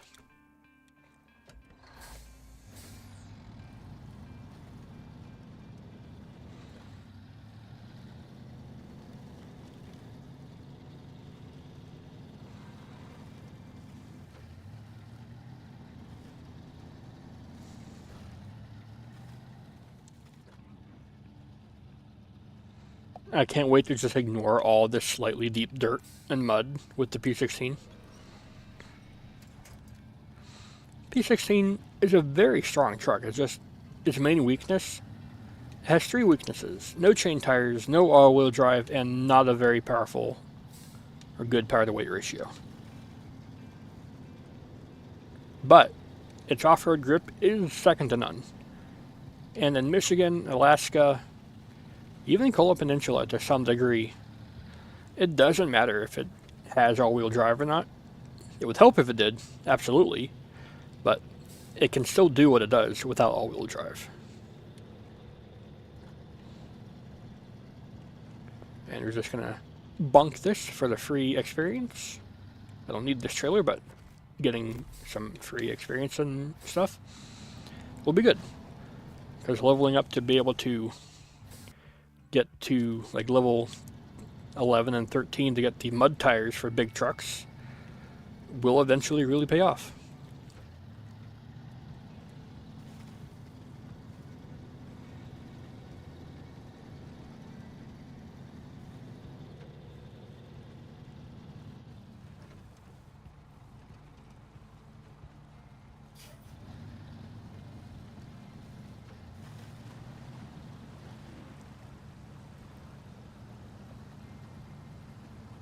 So yeah, take note of the speed that we get through this here. I don't think we will be able to do this winchless, but thankfully there are winch points on the banking. And just take note of that speed we're doing here. Nail speed.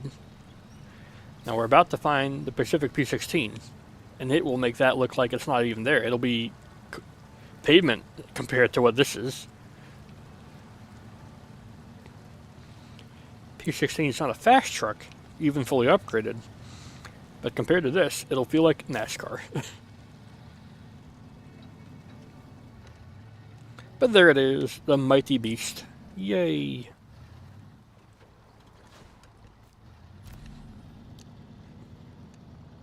And we'll vaguely turn around here.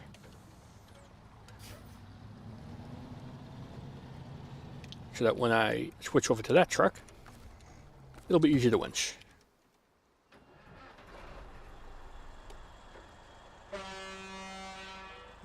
P16 does have the best engine sound and best horn in the game. a twin supercharged and twin turbocharged V12 ready to go. So I'm not even going to turn that truck's engine on. We're just going to drive.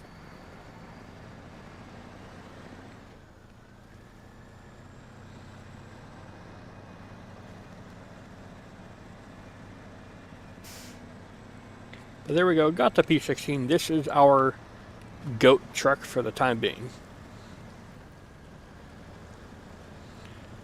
And look at that. While towing a vehicle with its engine off, it got through that so much faster than the other truck needed, with all-wheel drive with a winch.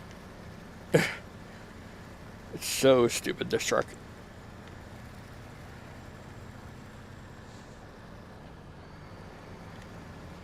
Not great for getting up hills, but you know, for getting stuff done, it'll do it, just not quickly.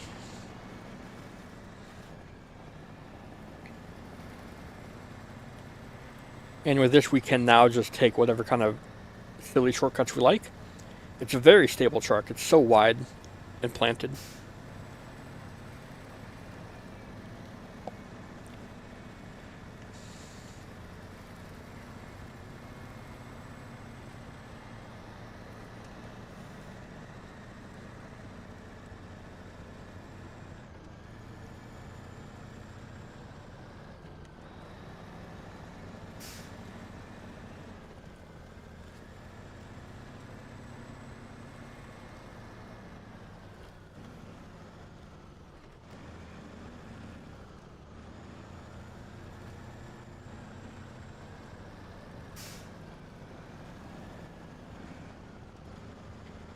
We're just going to have to do a slight 3-point turn here.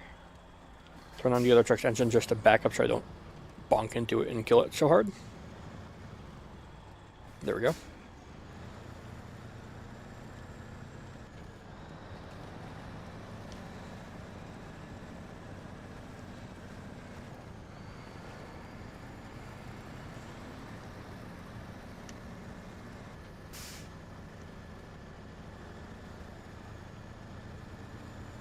All right, there we go.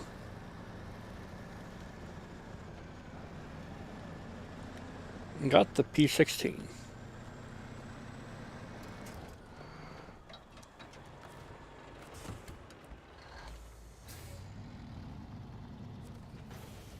Dang.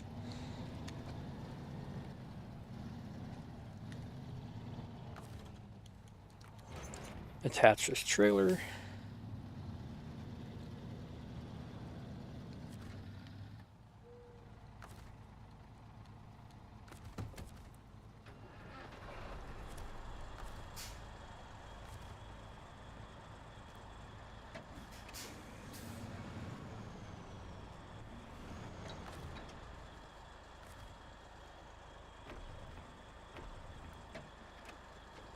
Just make sure they're both fueled up, ready to go.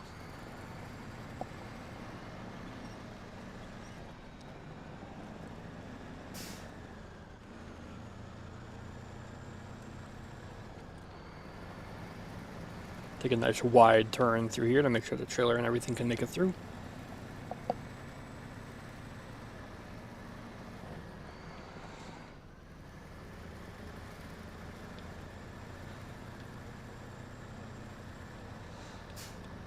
And then there are like bridge building missions in this region. The only other thing we're going to do here, I think, is just get the 850 engine upgrade for the P16 and other big trucks. Because, like, we built this bridge here, it was only $1,000. It's not really rewarding. That one was just convenient to do.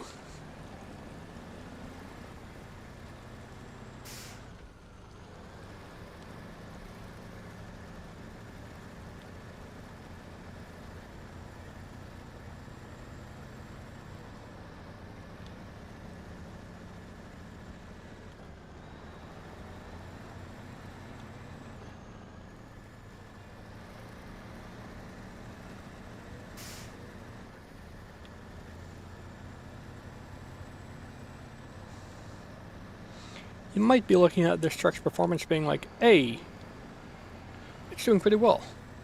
Stock engine, towing a vehicle that's engine is just off. And yeah, it's doing well here. But, you know, hitch up a trailer, pack up all your heavy cargo, your heavy logs, your big logs, long logs, and then try to go up some of the really steep inclines. Then we will start having that their discussion of issues going up that hill. Bunk. I'm surprised I didn't deal any damage to that truck. It hit me with a little bit of force. Not that it matters. Once we get more trucks like the White Western Star and Twin Steer, having a little bit of a damaged front end on the Fleet Star will be very forgettable.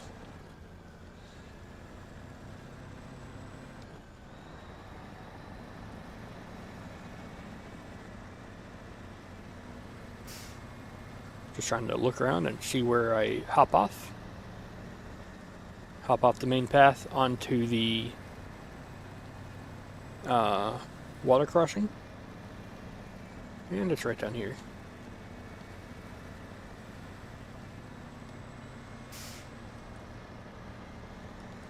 Going with a bit of speed and power.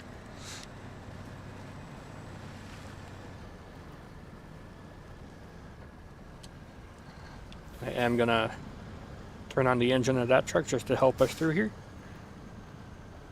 because this is a tough section just because we're going against the current, but that time we were able to do it without needing to winch anything, so that's good.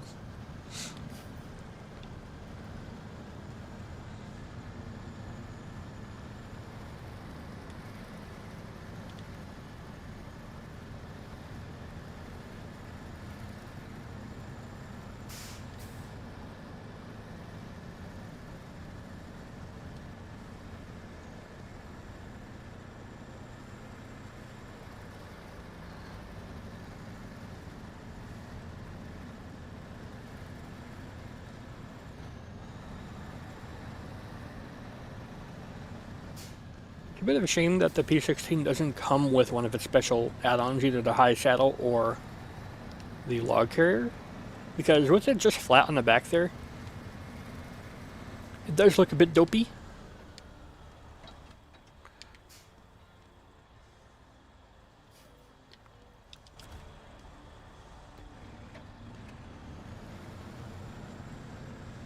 But oh well.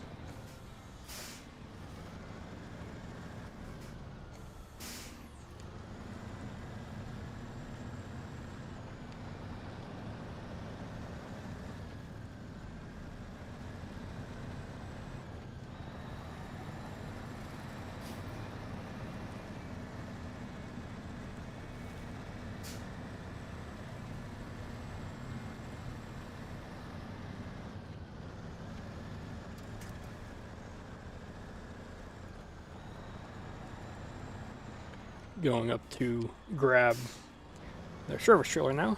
We found it earlier on and made it a little bit easier to hitch up to by bringing it to the road.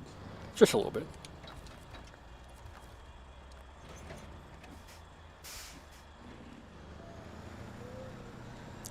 There we go.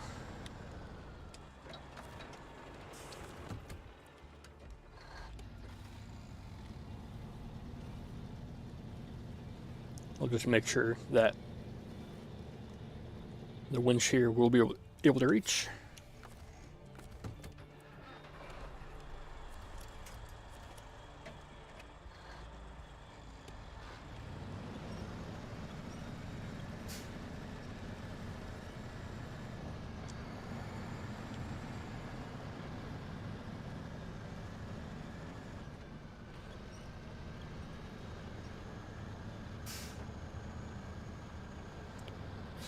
I think now I do leave the other truck motor on because I do have effectively 2 tail dragging trailers now.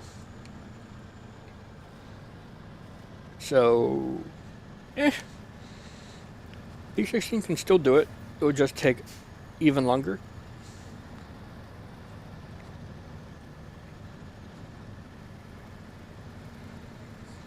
One thing that is good for the P16 and any other like heavy-duty truck like this is that it does have a gearbox with a high gear from standard. Now, without an upgraded engine, the high gear is pretty useless. I'll give you that. Made that turn nicely there. So, like, if I put it in high gear now, it will just stall. What am I stuck on? Is the trailer stuck on that light pole? Really? I thought I cleared it.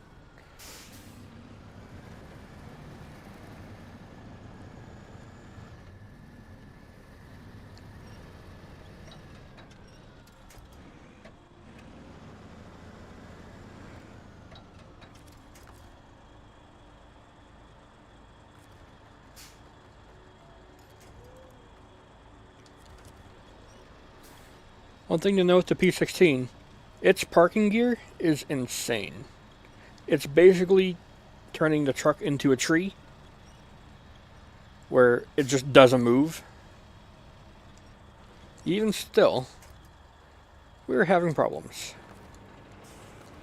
So I guess I will change to this truck for 12 seconds.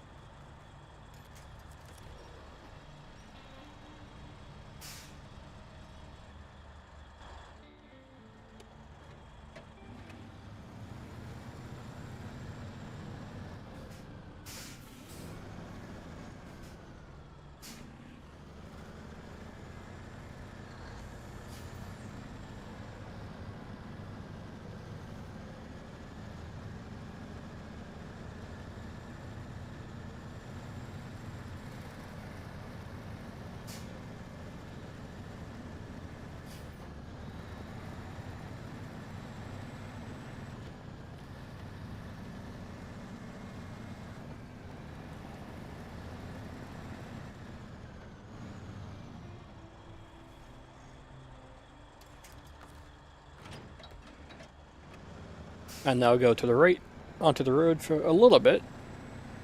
So I go and get the P16 engine upgrade.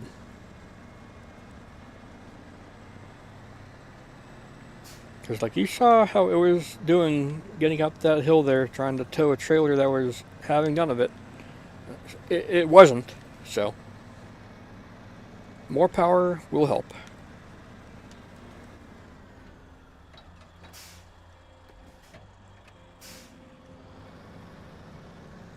And I think I go down here.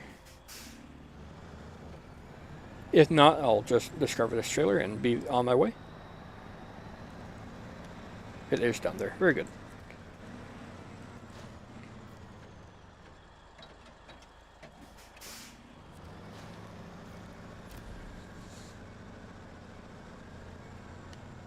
This truck does have really good reverse lights. You can see a lot around the side and behind you with the reverse lights on. If you could leave a truck like in a gear and it would actually stay in the gear when you go to a different vehicle, that would be so helpful. So leave it in reverse, uses lights to help you out. But then you could also just leave the headlights on, switch to another vehicle. That would be way better. But you can't do that either, so oh well.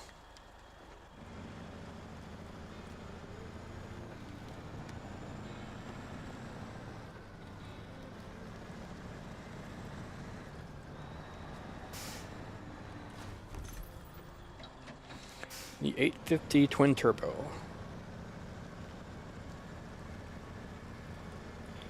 Twin turbo A? Twin turbo aluminum? Maybe? I don't know.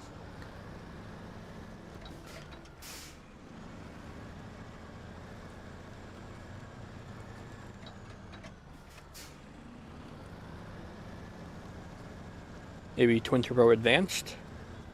That sounds about right.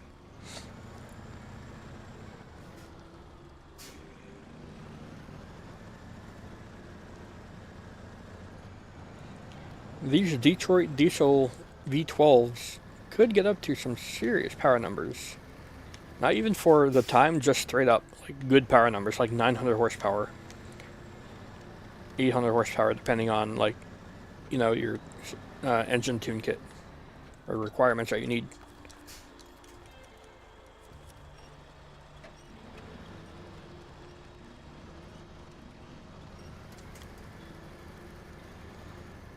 And this is a tough section here because that rock is way slipperier than you think.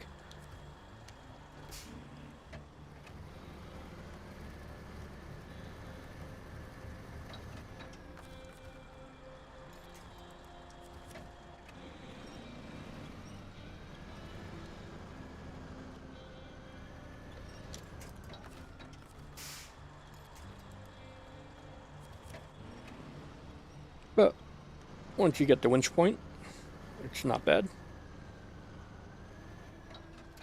I say that, I was having a pretty bad moment there. So now I'm straight on the thing.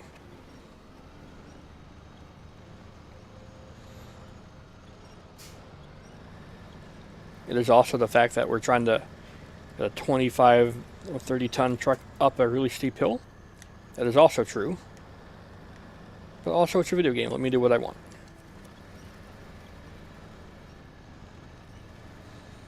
Yeah, just here I have no grip, even in low gear. Thankfully, once we are out of that area, we never have to go back there again.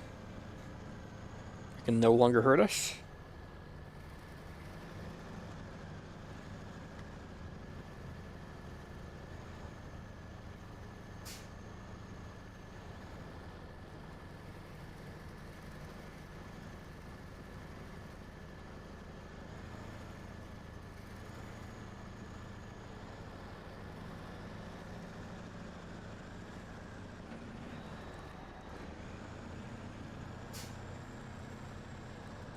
And there we go. Found our engine upgrade. We can't put it on yet. We got to get back to the garage for that. It'll take a little while.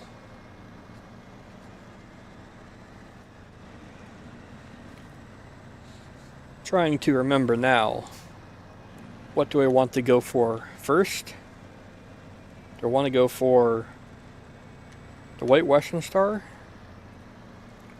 or the Twin Steer? I think I want to go for the Twin Steer, because while I'm getting the Twin Steer, I can get upgrades for the White Western Star. So I think that would be the best play.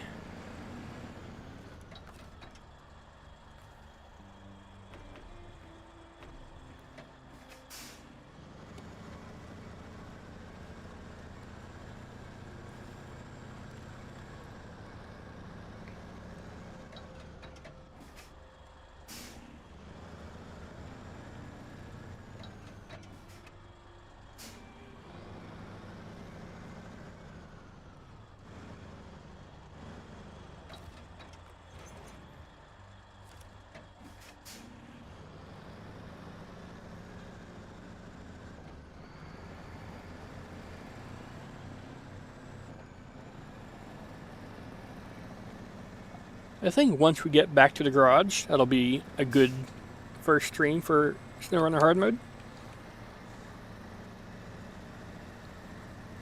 So we'll end it there. I enjoy this game a lot, especially early game, where you need to really try to get your work done. Hard to do with a highway tire truck, but doable.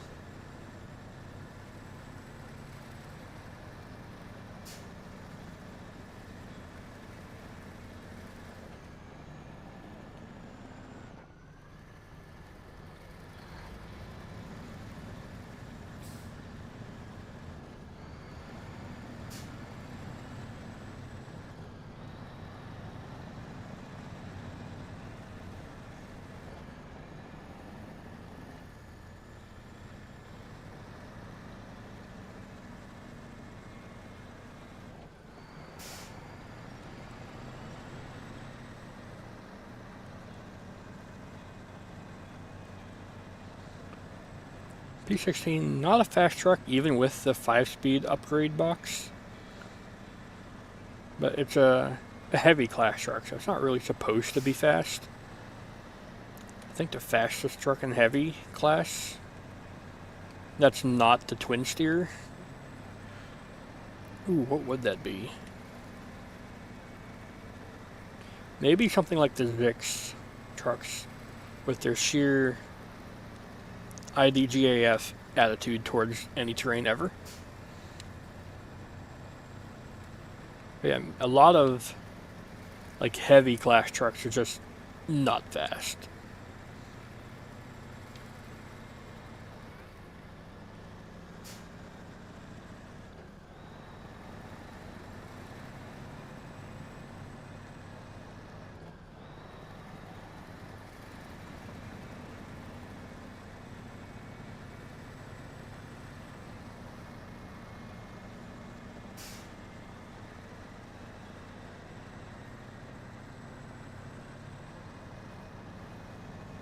But there we go. Drummond Island, all done.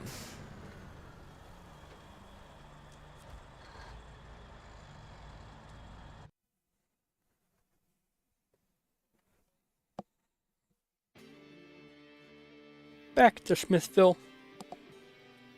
It's going to be a pretty simple drive all the way back. Would be more ideal to have had a scout with us to leave here, but it's fine.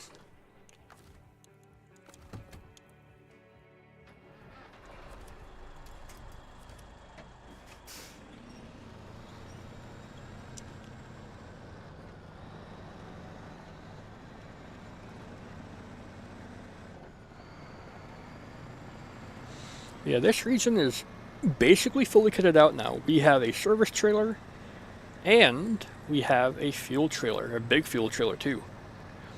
So, no matter the mission, we should be good to go.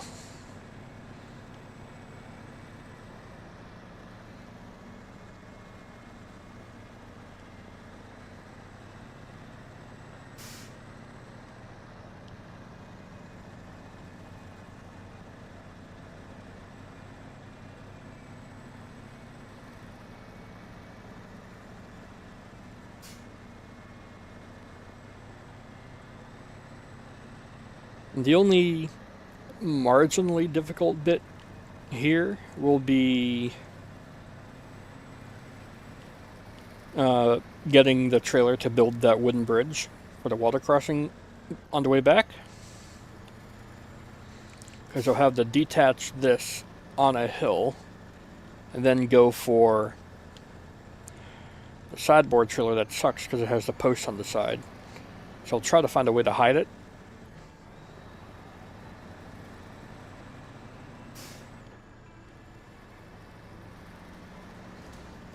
Oh, looks like we flipped something or other there. I thought that truck was closer than it was. Now I know it's right up against the bumper there. So it should be better to take some turns now. There's one iffy section up here across our wooden bridge over a cliff. But even if the fleet charge just falls in, the P-16 should just be able to ignore it and just keep driving.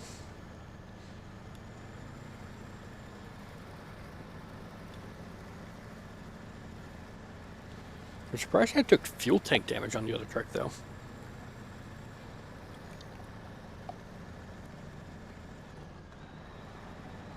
Not that it matters, I am connected to a service trailer right now. I can fully repair every vehicle that we have at the garage, including that Chevy truck.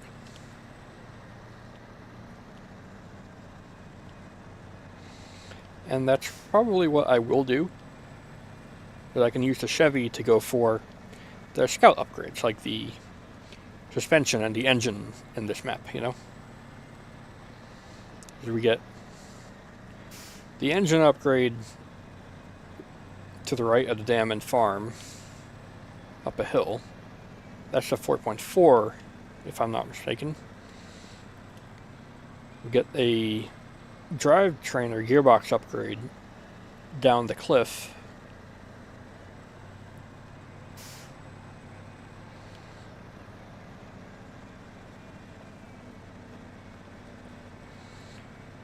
No, I'm pretty sure we get the like Snowrunner off-road gearbox in Black River. We can use the Scout 800 for that. And now that we are level 3, we do have access to the trunk repair supplies of the Scout and the Chevy. So that will be very good to have.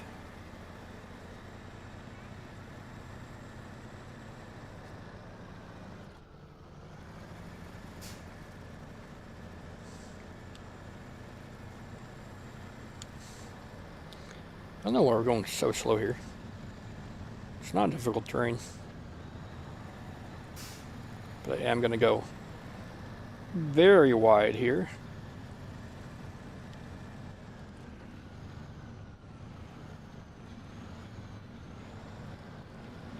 Right on that edge.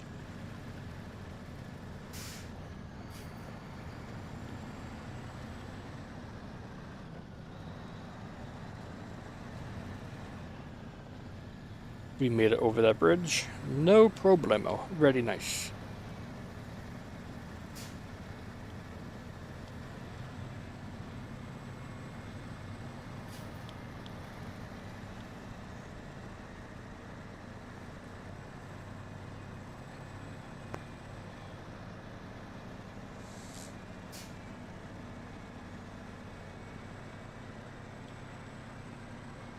Got over the bridge. The last difficult section will be some of the tight turns that we have to make. I think we can do it without unwinching, detaching, anything. But if we have to, it's no big deal.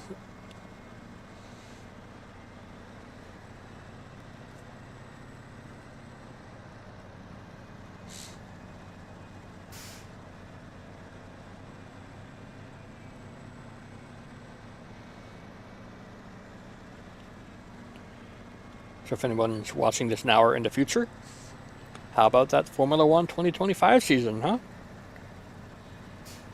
Currently just about to hit the Qatar Grand Prix before Abu Dhabi.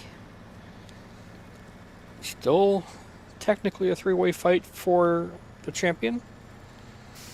I think Lando has it in the bag though. All he has to do is not DNF and he wins.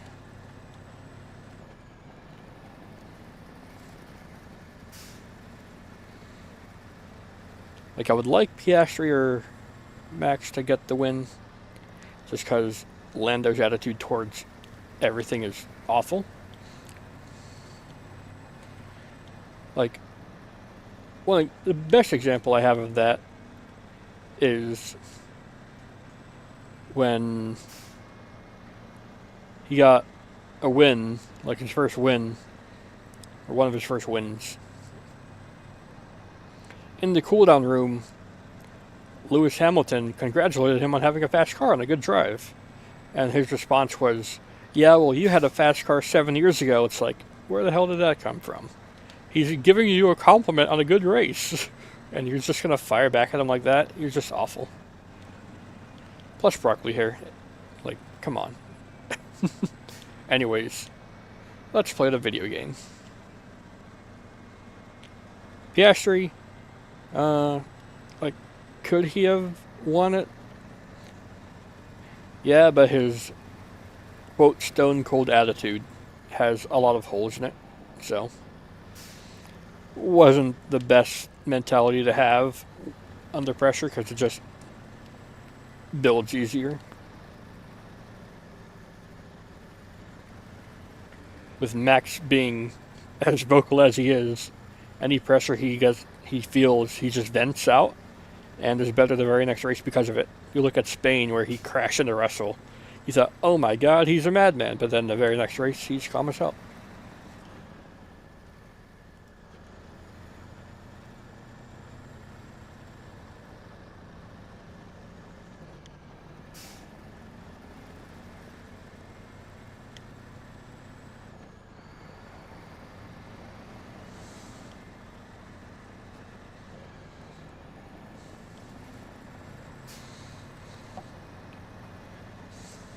Could anybody else have done a good job this season?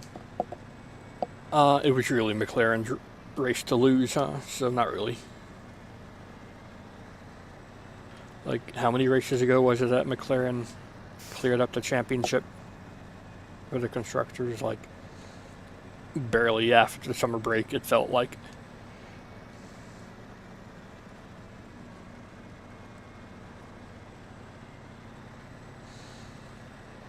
I mean, for second place, it's always that interesting dilemma.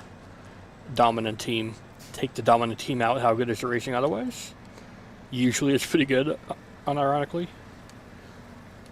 Like last year, like 2023 without Red Bull, would have been a really tight battle for Fernando Alonso and Lewis Hamilton, I think it was, right? So, yeah, it's fun to look at what-if scenarios like that. This is the tight turn I was talking about before. I think I can get through it with only one reverse and no truck going off cliff. Okay, 2 reverses and no truck going off cliff.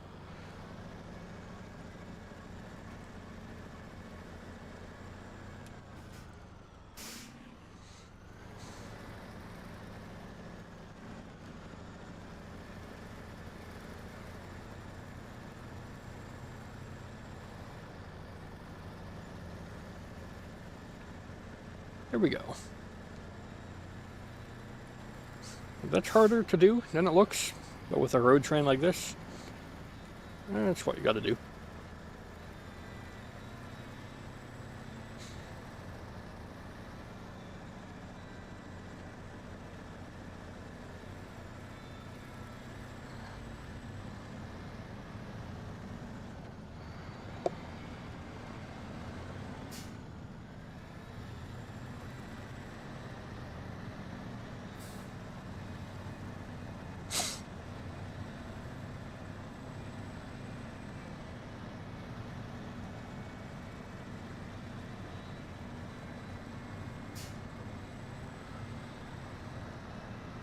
Speaking of Lewis, is this his last year? Is he going to announce, like, before the next season? Like, yeah, that was my last race, guys. Sorry to the team and my fans, but it was that season, that one season at Ferrari sucked out all the life of me. So, I'm done. No, I think he'll be back next year. But he will be, like, very critical. If this car isn't good, I am done. I think same for Fernando Alonso and Nico Hülkenberg. They've all been around so long.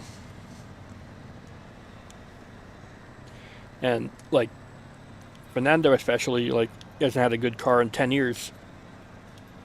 The one good car he did have in the McLaren, he threw away because he didn't like Lewis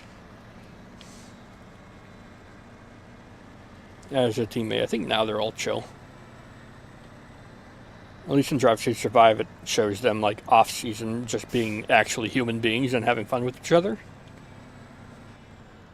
Oh yeah, I wanted to get that other trailer. Yeah, the other trailer's back there. God dang it. I forget it every time I do this mission.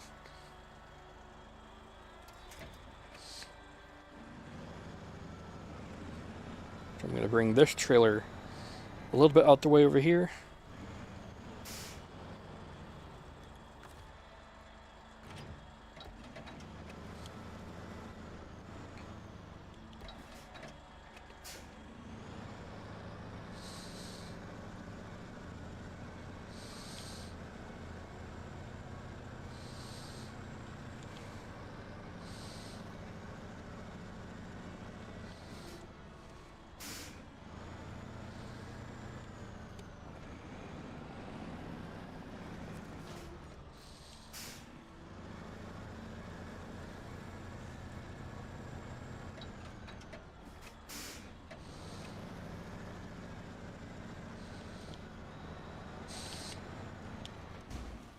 Owie.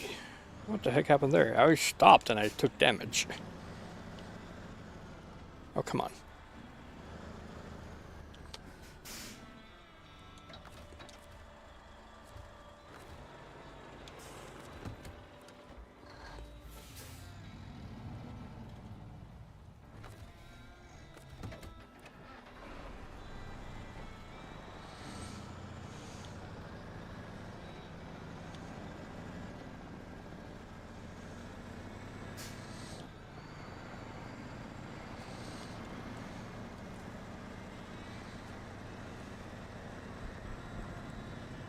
Oh, I forgot, it's one of these trailers. I hate these trailers so much. Bunk.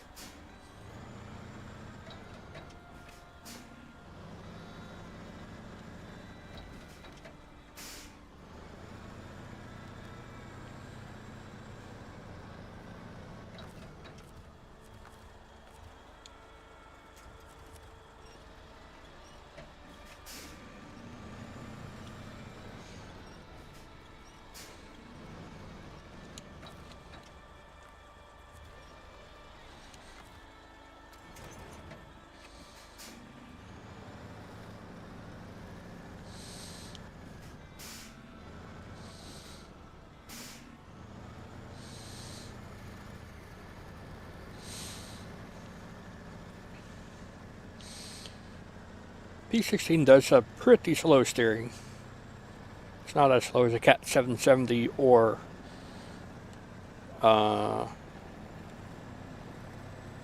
what's that one truck we find in Alaska? The not Duesenberg truck. The Dairy Longhorn. There we go.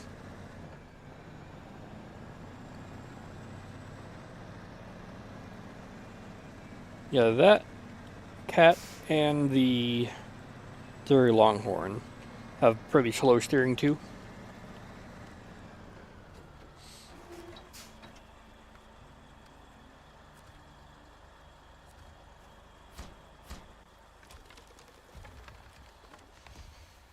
And there we go. We could have absolutely crossed that path by now, but $2,000 is $2,000.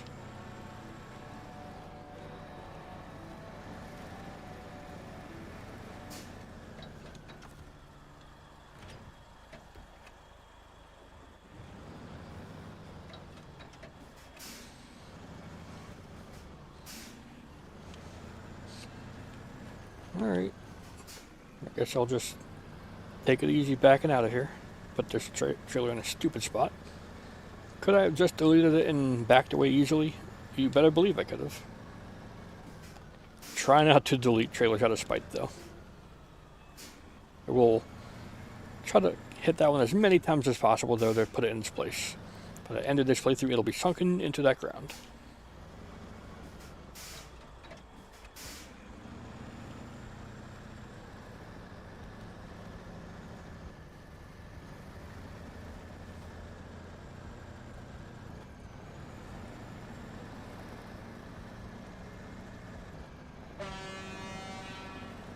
Trying to not get that bit of sign wedged into the wheels there. After a certain amount of time or distance, I don't know. Salt props will just become solid and kill anything they touch, so don't do that.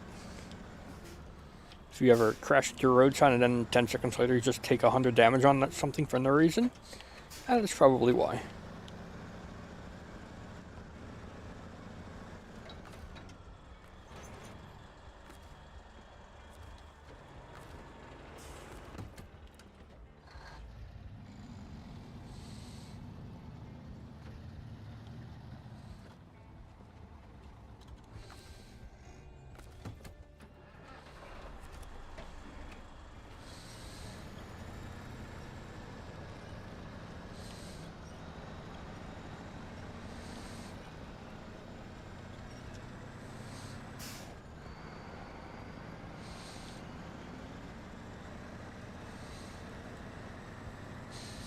That's the last difficult bit of this region done for getting the the P16.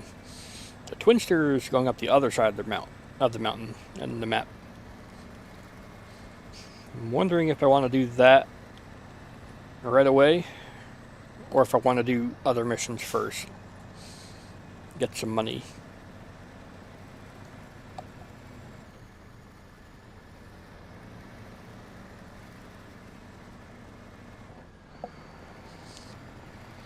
Is this multiplayer? No. Nope, single player. I do multiplayer with other friends though, but this stream series will only be single player. I used to do a lot of like open lobby multiplayer stuff in other games like The Forest, but half the time, like if you're doing anything, someone would join and just be a griefer and delete all your trailers or blueprints and stuff like that. It was so annoying. It's like, can't people just let people have fun? I don't know. I'm rambling. I'm yammering and yapping and all the other hip things kids say nowadays. And got that tight turn very nicely there.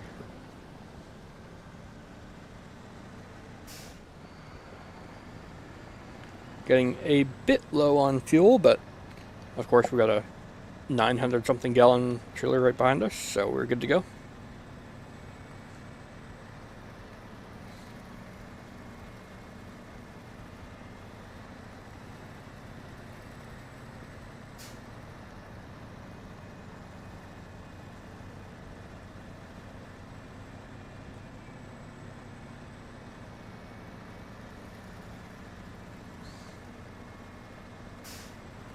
You may have also noticed my controller overlay. I do a lot of steering inputs. I purposefully don't have the self-centering on because I like the loose steering feel it gives. It's a bit backwards, but like if I just stop and turn the wheel and then release the stick, it stays in that position. It's good for getting through really tight areas because you know what the truck is going to do. If you let it center back out, like, yeah, you know it's going to center back out. That's obvious, but if you want the truck to be in a specific way, having the truck constantly go back to center instead of in that specific way could be more of a detriment than you think. It does make driving fast on the road a bit of a challenge because you're going left, right, left, right, left, right all the time. But I think it's worth it. Plus, I like the feel. I'm used to it now. A little bit more immersive. Pretending like you got a loose steering rack in a big old truck. I don't know. It's grown on me.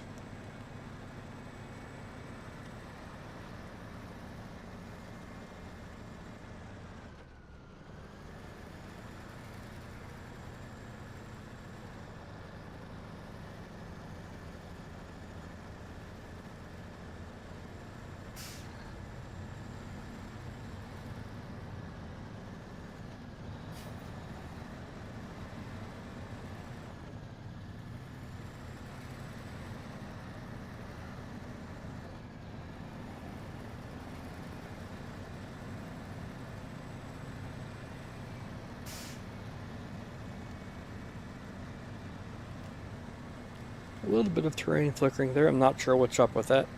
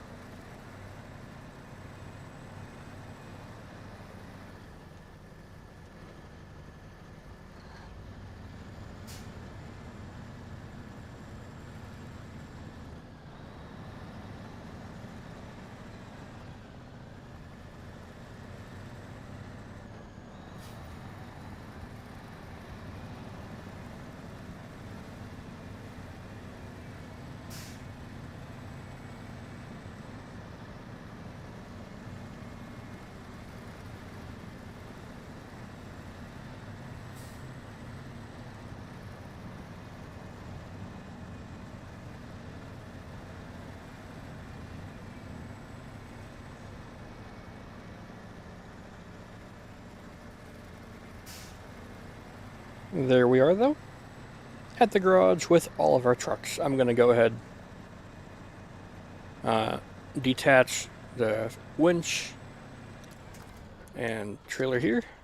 I'll let the fleet start deal with all that. For now, we have this to play with.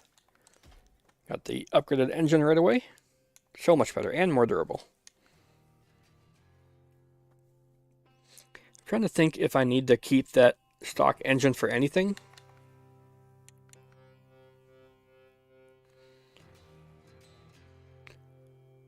because any other truck I find with the Detroit diesel engine will already have the 780 engine size.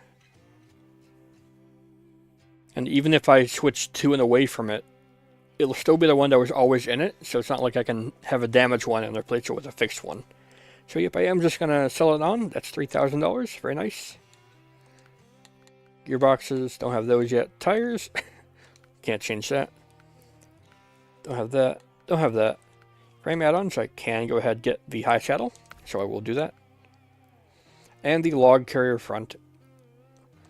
I'll need it eventually, but not right now. Go ahead and give it the reinforced bumper there. Have a little bit better approach angle.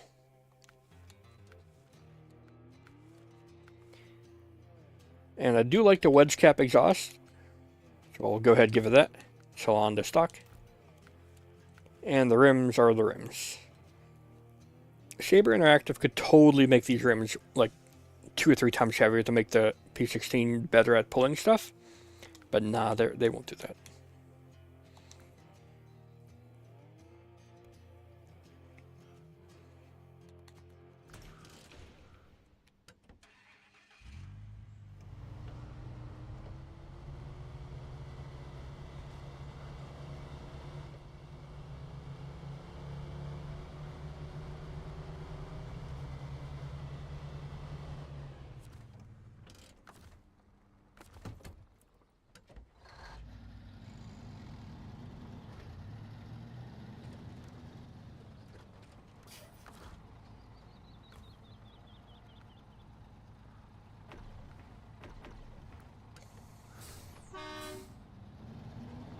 Honk. So just like in Black River, I am going to go ahead and put our tanker trailer next to the spawn point so that whenever we're leaving the garage, we have ourselves a lovely refill station here.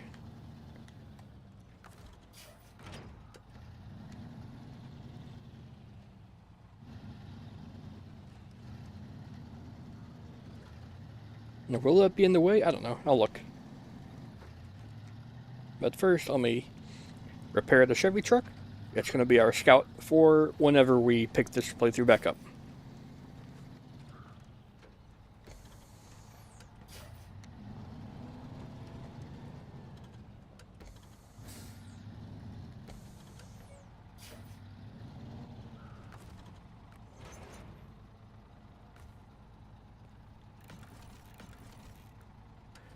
All the vehicles are repaired and fueled up. Yay! Now I could spend 19 hours trying to back this dual hinge trailer up, but instead what I'll do is vaguely line it up and then just jackknife it over there.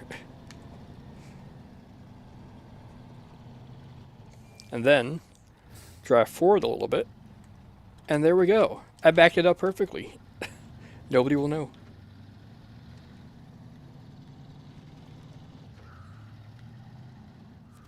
In we go. In we go. Alright. Don't have those engines yet. I can actually put on the crawler suspension. It's really good. As well, eventually I will put on expanded trunk repair supplies, because that is 300 points and that is 150 points. Actually, what is it? I need this and then this, so that way I would have 450 repair points. That would be able to survive multiple cliff falls without issue. Yay. But that's going to do it for now. The Fleet Star did an amazing job. I am going to take off the loading crane so that I can use it on other vehicles later on, like the White Western Star. I'll probably put it back on later if I need to do some cargo management on a flatbed trailer. But for now, that's it for the Fleet Star. And now we got the mighty Pacific P16. I did want to check how the fuel tanker is. It is perfect. Awesome.